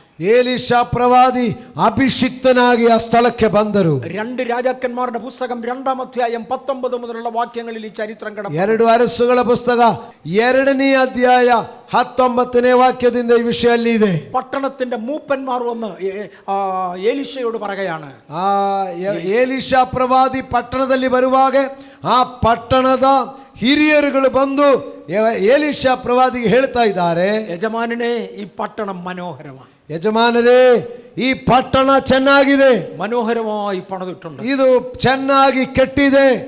പക്ഷേ ഇവിടെ ഒരു പ്രശ്നമുണ്ട്. ಆದರೆ ಈ ಪಟ್ಟಣದಲ್ಲಿ ಒಂದು ಸಮಸ್ಯೆ, ഞങ്ങൾക്ക് സന്തതിയില്ല. ಇಲ್ಲಿ ಸಂತಾನಗಳು ಬಾಳುತ್ತಾ ಇಲ್ಲ, ഇവിടെ ഗർഭനാശം, ಇಲ್ಲಿ ಗರ್ಭನಾಶನವಾಗ್ತಾ ಇದೆ. ഞങ്ങൾ ആഗ്രഹിക്കുന്നതൊന്നും നടക്കുന്നില്ല. ನಾವು ಆಸೆ ಪಡೋ ತರ ಕಾರ್ಯಗಳಾಗ್ತಾ ಇಲ್ಲ. ഈ പട്ടണത്തിനൊരു ഭാവി പ്രത്യാശയില്ല. ಈ ಪಟ್ಟಣದ ಬಗ್ಗೆ ಒಂದು ನಿರೀಕ್ಷೆನೇ ಇಲ್ಲ. ഞങ്ങൾ തകർന്ന് താഴോട്ട് പോകാം. ನಾವು ಹಾಳಾಗಿ ಎಲ್ಲ ನಷ್ಟപ്പെട്ടു ಹೋಗ್ತಾ ಇದೆ. യജമാനനെ, ഇവിടുത്തെ വെള്ളം അഴുക്ക. ಯಜಮಾನ್ರೇ, ಈ ಊರಿನ ನೀರು ಕೆಟ್ಟೋಗಿದೆ. കർത്താവ് പറഞ്ഞ ഓർമ്മയുണ്ടോ, ഞാൻ നിന്റെ അപ്പത്തെ അനുഗ്രഹിക്കും, നിന്റെ വെള്ളത്തെ അനുഗ്രഹിക്കും. ಪ್ರಾರಂಭದಲ್ಲಿ ಹೇಳಿದ ಮಾತು ನೆನಪಿದೆಯಾ?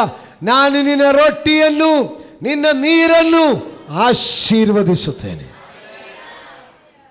ഞാൻ നിങ്ങളോട് എൻ്റെ ഒരു അനുഭവം പറയാൻ പോവാം. ನಾನು ನನ್ನ ಒಂದು ಅನುಭವ ನಿಮಗೆ ಹೇಳಲಿಕ್ಕೆ ಇಷ್ಟಪಡ್ತೀನಿ. ഞാൻ ജനിച്ചത് 1946.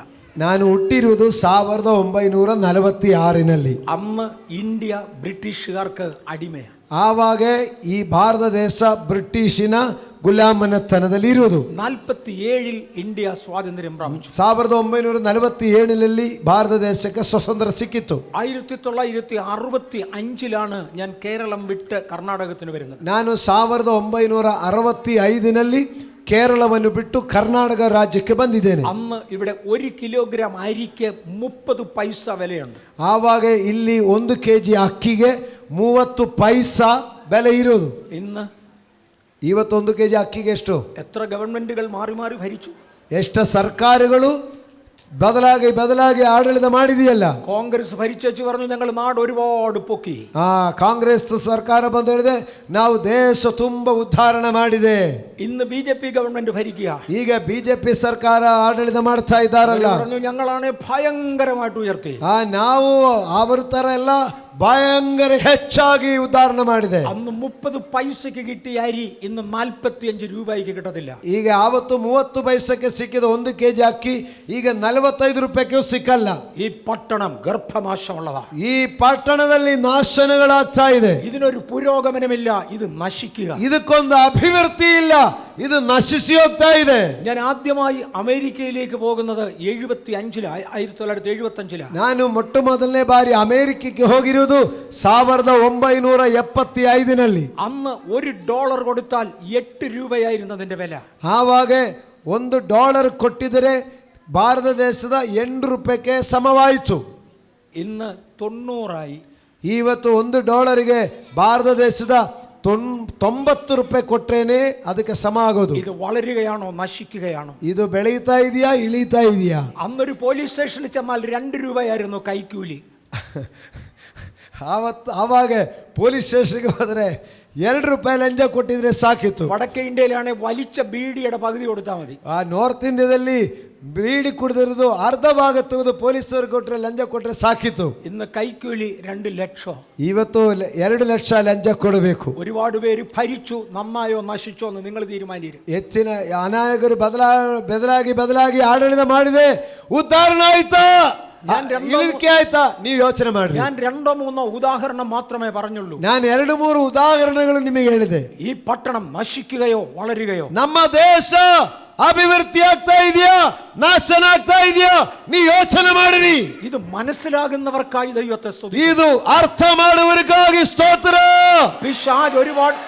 പിശാച് ഒരുപാട് പേരുടെ കണ്ണ് കെട്ടിയതിനാൽ ആളുകൾക്ക് മനസ്സിലാകത്തില്ല. ಸೈತಾನನು ಅನೇಕರ ಕಣ್ಣುಗಳು ಕಟ್ಟಿದ್ದರಿಂದ ಅನೇಕರಿಗೆ ಗೊತ್ತೇ ಆಗ್ತಾ ಇಲ್ಲ. യെരിഹോ പട്ടണത്തിലെ മൂപ്പന്മാർ ഏലീശയുടെ അടുക്കൽ വന്ന് പറഞ്ഞു, പട്ടണം ഗർഭനാശമാണ്, കാര്യം വെള്ളം മോശമാണ്.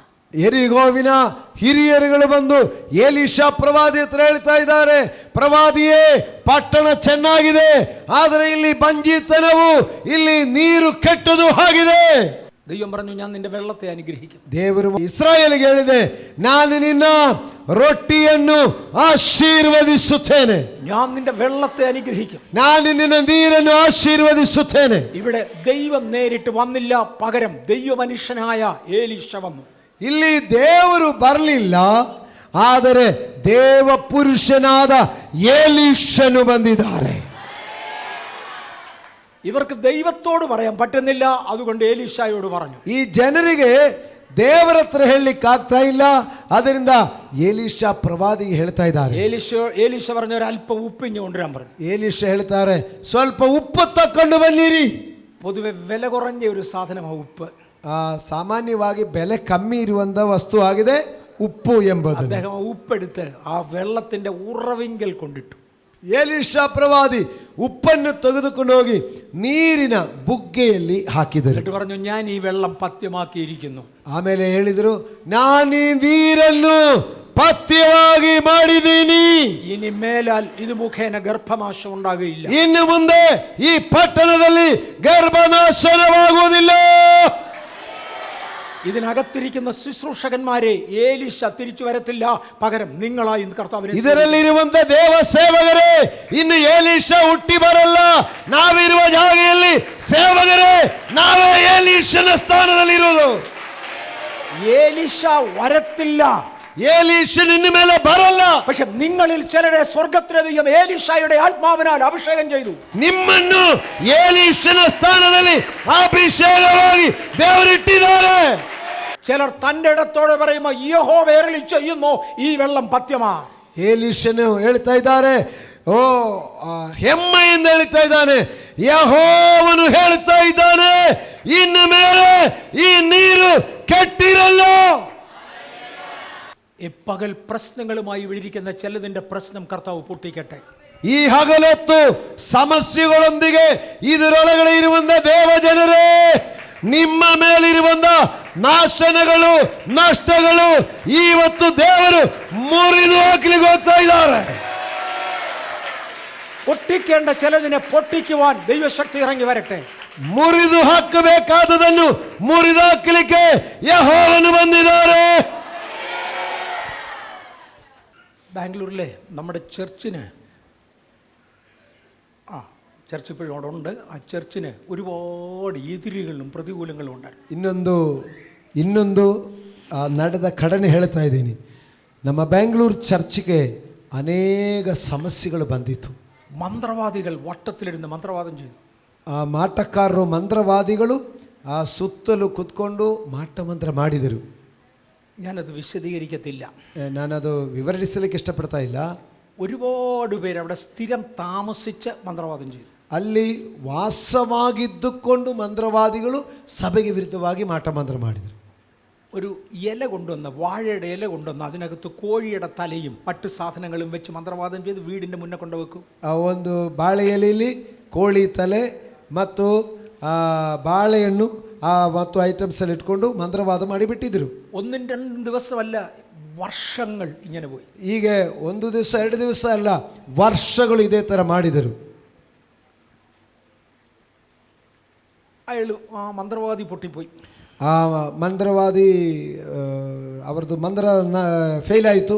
17 വർഷം അദ്ദേഹം അത് ചെയ്തു. 17 ವರ್ಷಗಳು ಅದೇ ಥರ ಮಾಡಿದರು. അത് കഴിഞ്ഞപ്പോൾ അയാൾ അവിടെ നിന്ന് നിർബന്ധമായി ഷിഫ്റ്റ് ചെയ്യേണ്ടി വന്നു. അയാൾ അവിടെ നിന്ന് ഷിഫ്റ്റ് ചെയ്തു.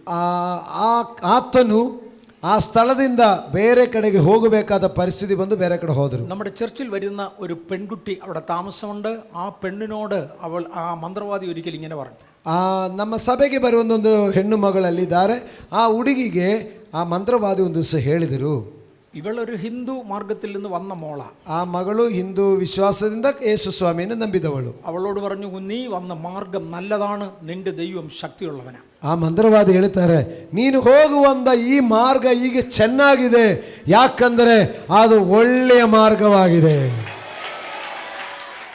ഞാൻ 17 വർഷം അവിടെ മന്ത്രവാദം ചെയ്തു. ಆ ಹುಡುಗಿಗೆ ಹೇಳ್ತಾ ಇದ್ದಾರೆ, ಯಾಕೆಂದರೆ ನಾನು 17 ವರ್ಷ ಆ ಸಭೆಗೆ ವಿರುದ್ಧವಾಗಿ ಮಾಟಮಂತ್ರಗಳು ಮಾಡಿದೆ.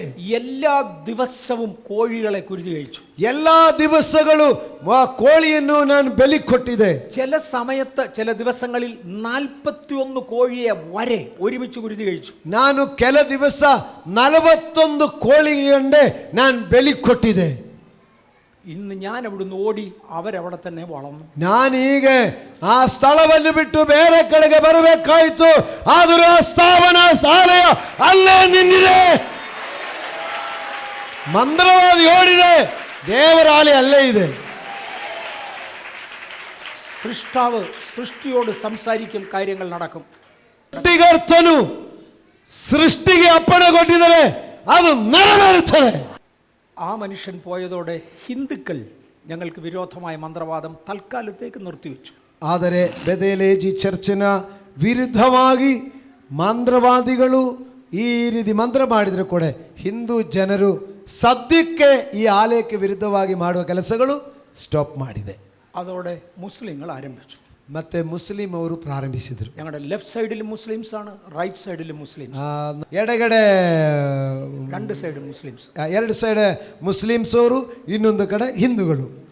മുൻപിൽ ഹിന്ദുക്കളാണ്, ഇടത്തും വലത്തും മുസ്ലിങ്ങളാണ്. ಎಡಗಡೆ ಬಲಗಡೆ ಮುಸ್ಲಿಂ ಜನಾಂಗ, ಮುಂದುಗಡೆ ಹಿಂದೂ ಜನಾಂಗ. ഹിന്ദുക്കൾ നിർത്തി. ಹಿಂದೂ ಜನಾಂಗ ಮಾಟ ಮಂತ್ರ ಮಾಡೋದು ನಿಲ್ಲಿಸಿಬಿಟ್ರು. ഞങ്ങളുടെ തൊട്ടടുത്ത വീട്ടിൽ നിന്ന് മുസ്ലിങ്ങൾ മന്ത്രവാദം ഗൗരവമായിട്ട് തുടങ്ങി. ಆದರೆ ನಮ್ಮ ಪಕ್ಕ ಮನೆಯಲ್ಲಿರುವಂಥ ಮುಸ್ಲಿಂ ಅವರು ಮಾತ್ರ ಶಕ್ತವಾಗಿ ಮಾಟ ಮಂತ್ರಗಳು ಮಾಡಲಿಕ್ಕೆ ಶುರುವಾಯಿತು. മുസ്ലിങ്ങൾ 40 മന്ത്രവാദികളെ ഒരുമിച്ച് കൊണ്ടുവന്നു. ಮುಸ್ಲಿಂ ಅವರು 40 ಮಾಟ ಮಂತ್ರವಾದಿಗಳನ್ನು ಒಟ್ಟಕ್ಕೆ ಕರ್ಕೊಂಡು ಬಂದರು. ഈ കൈക്ക് ക്രിസ്ത്യാനികളെ തോപ്പിച്ചിരിക്കും. ಈ ಸಾರಿ ಈ ಕ್ರೈಸ್ತವರನ್ನು ಸೋಲಿಸಬೇಕು ಅಂತ ಹೇಳ್ಕೊಂಡು ಬಂದರು. പ്രസംഗിച്ചുകൊണ്ടിരിക്കുക. ಪಾಸ್ಟರ್ ಅಲ್ಲಿ ಪ್ರಸಂಗ ಮಾಡ್ತಾ ಇದ್ದಾರೆ. അദ്ദേഹം ഒരു സൈഡിലോട്ട് തിരിഞ്ഞു നിന്നാ പ്രസംഗിക്കുന്നത്. അതായത് ഞങ്ങളുടെ മുൻ സൈഡിലോട്ട്, തൽക്കാലത്തേക്ക് അങ്ങനെ തന്നെ ഇരിക്കട്ടെ, മുൻ സൈഡിലോട്ട് തിരിഞ്ഞു നിന്ന് പ്രസംഗിക്കുക. ಆ ಪಾಸ್ಟರ್ ಒಂದು ಸೈಡಕ್ಕೆ ತಿರುಗಿ ನಿಂತುಕೊಂಡು ಪ್ರಸಂಗ ಮಾಡ್ತಾ ಇದ್ದಾರೆ. ഒരു ശകലം കഴിഞ്ഞപ്പോൾ അദ്ദേഹം പ്രസംഗം നിർത്തി. ಸ್ವಲ್ಪ ಹೊತ್ತಾದ ಮೇಲೆ ಪಾಸ್ಟರ್ ಪ್ರಸಂಗ ಮಾಡೋದು ನಿಲ್ಲಿಸಿದೆ. എന്നിട്ട് പറഞ്ഞു, നിങ്ങൾക്ക് വിരോധമായി കണ്ട് അവിടെ നിന്ന് നേരെ മുൻപിലോട്ട് വിരൽ ചൂണ്ടിക്കൊണ്ടുണ്ട് അവിടെ നിന്ന് ഒരു മന്ത്രവാദ ശക്തി ഉയരുന്നുണ്ട്. ಪಾಸ್ಟರ್ ಹೇಳಿದೆ, ಒಂದು ಕಡೆಗೆ ಕೈ ತೋರಿಸ್ಕೊಂಡು ಹೇಳಿದೆ, ನಿಮಗೆ ವಿರುದ್ಧವಾಗಿ ಈ ಸೈಡಿಂದ ಮಾಟ ಮಂತ್ರಗಳು ಬರ್ತಾ ಇದೆ. നമ്മളെല്ലാം കൂടെ അതിനെ ഒന്ന് ಶಾಸಿക്കാൻ പോവാ. ನಾವೆಲ್ಲರೂ ಸೇರಿ ಆ ಮಾಟ ಮಂತ್ರ ಶಕ್ತಿಯನ್ನು ಲಯಪಡಿಸಬೇಕು ಅಂತ ಹೇಳಿದ್ರು. ಎಲ್ಲರೂ ಎഴുന്നേക്കാൻ പറഞ്ഞു. ഞങ്ങളെല്ലാം എഴുന്നേറ്റു. ಎಲ್ಲರೂ ಒಂದು ನಿಮಿಷ ಎದ್ದು ನಿಲ್ರಿ ಅಂತ ಪಾಸ್ಟರ್ ಹೇಳಿದೆ. ಎಲ್ಲರೂ ಎದ್ದು ನಿಂದರು. അദ്ദേഹം പറഞ്ഞു എല്ലാവരും പുറകോട്ട് തിരിഞ്ഞു നിൽക്കാൻ പറഞ്ഞു. ഇവിടെ നിങ്ങളെല്ലാം എന്നെ നോക്കിയല്ലേ ഇരിക്കുന്നത്, പുറകോട്ട് തിരിയാൻ പറഞ്ഞു. ಪಾಸ್ಟರ್ ಹೇಳಿದೆ ನೀವೆಲ್ಲರೂ ನಾನು ಕೈ ತೋರಿಸೋ ಜಾಗಕ್ಕೆ ಆ ಕಡೆಗೆ ತಿರುಗಿ ನಿಂತ್ಕೊಳ್ರಿ ಅಂತ ಹೇಳಿದ್ರು. ഞങ്ങളെല്ലാം എതിർവശത്തേക്ക് തിരിഞ്ഞു നിന്നു. ಆ ಎದುರು ಕಡೆ ಕುತ್ಕೊಂಡಿಗೆ ಎದುರಾಗಿ ಎಲ್ಲರೂ ಆ ಕಡೆ ತಿರುಗಿ ನಿಂತುಕೊಂಡ್ರು.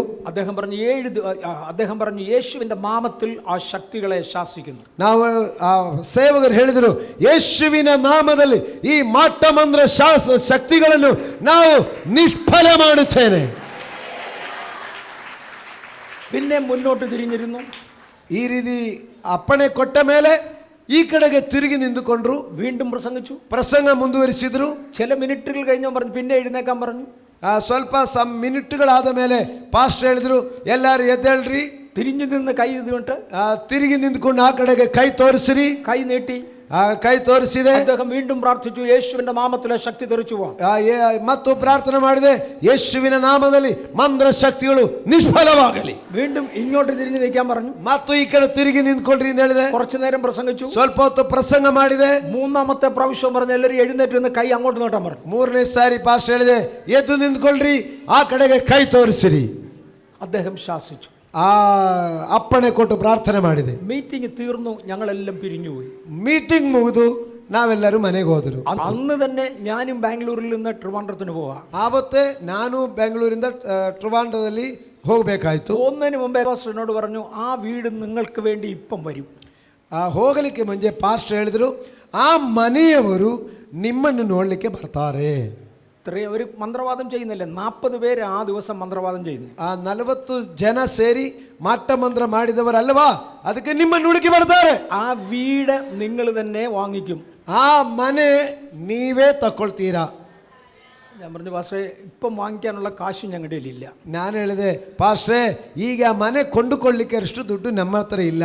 എന്നാലും എത്ര കൊടുക്കേണ്ടി വരും ഞാൻ തന്നെ ചോദിച്ചു.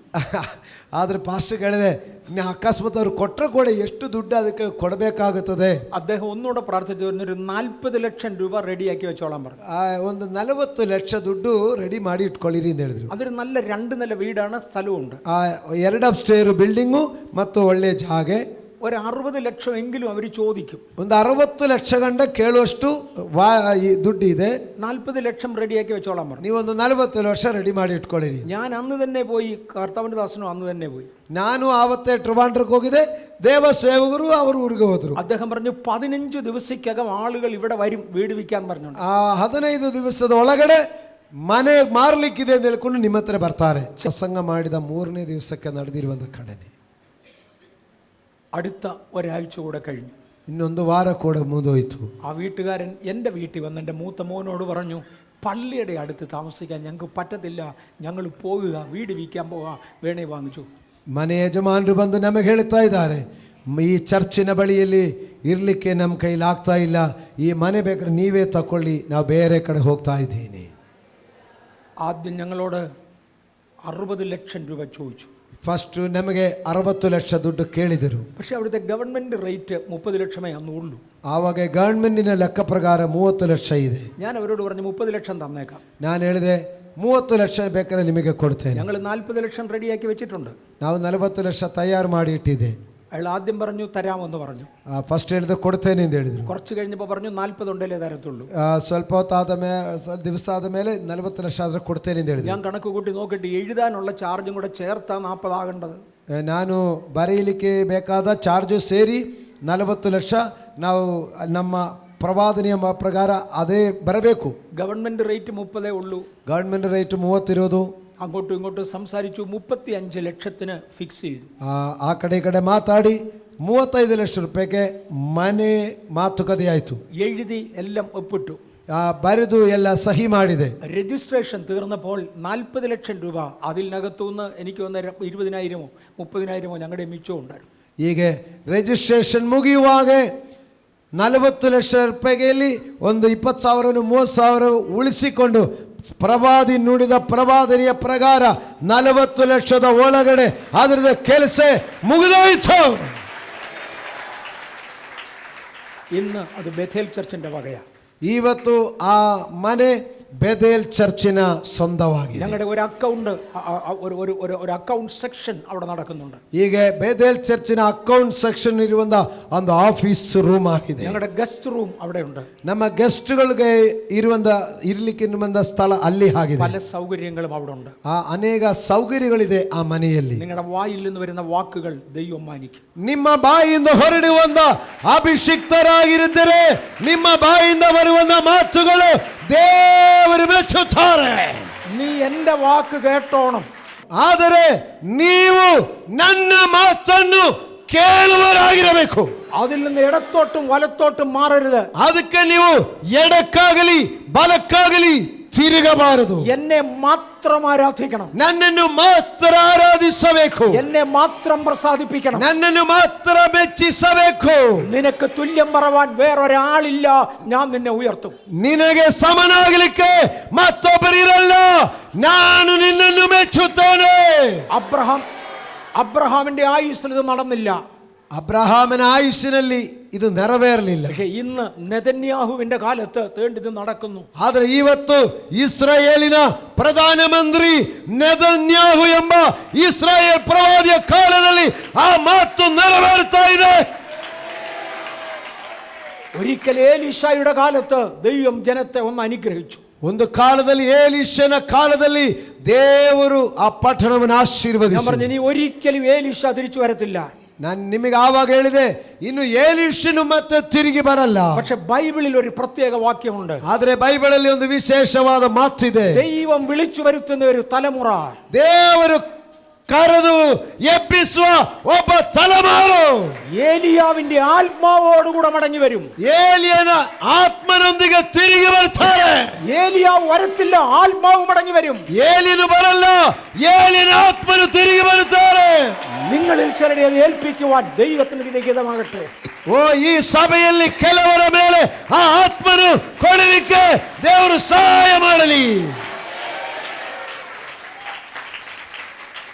നമുക്ക് ദൈവത്തോടെന്ന് പറയാൻ, കർത്താവേ അടിയനെ അംഗീകരിക്കണേ. ನಮಗೆ ಕರ್ತನಿಗೆ ಹೇಳಬಹುದಾ? ಹೌದು ಕರ್ತನೆ, ಆ ವ್ಯಕ್ತಿ ನಾನಾಗಿರುತ್ತೇನೆ. ഇന്ന് പകൽ ചിലർക്ക് ഉറപ്പുണ്ട് എന്നോടാ ദൈവം സംസാരിച്ചത്. ಇದರೊಳಗಡೆ ಕೆಲವರಿಗೆ ಒಂದು ಬಲ ಸಿಕ್ಕಿದೆ, ಇದು ನನಗೆ ಮಾತಾಡಿದೆ ಎಂದು ಕೆಲವರು ಇದನ್ನು ಒಪ್ಪಿಕೊಂಡಿದ್ದಾರೆ. അങ്ങനെയുള്ളവരെ ഞാൻ യേശുവിന്റെ നാമം ചൊല്ലി അനുഗ്രഹിക്കുന്നു. ಆ ರೀತಿ ಇರುವವರನ್ನು ನಾನು ಯೇಸುವಿನ ನಾಮ ಹೇಳಿ ಅವರನ್ನು ಆಶೀರ್ವದಿಸುತ್ತೇನೆ. ಪ್ರಿಯ ವೀಕ್ಷಕರೇ, ನೀವು ಹೊಂದಿದ ಆಶೀರ್ವಾದವನ್ನು ನಮ್ಮೊಂದಿಗೆ ಹಂಚಿಕೊಳ್ಳಿರಿ. ನೀವು ಸಂಪರ್ಕಿಸಬೇಕಾದ ಮೊಬೈಲ್ ಸಂಖ್ಯೆ 8217761567. ಹೆಚ್ಚಿನ ವಿಡಿಯೋಗಳಿಗಾಗಿ ನಮ್ಮ ಚಾನೆಲ್ ಅನ್ನು ಸಬ್ಸ್ಕ್ರೈಬ್ ಮಾಡಿಕೊಳ್ಳಿರಿ. ದೇವರು ತಾನೇ ನಿಮ್ಮೆಲ್ಲರನ್ನು ಆಶೀರ್ವದಿಸಲಿ.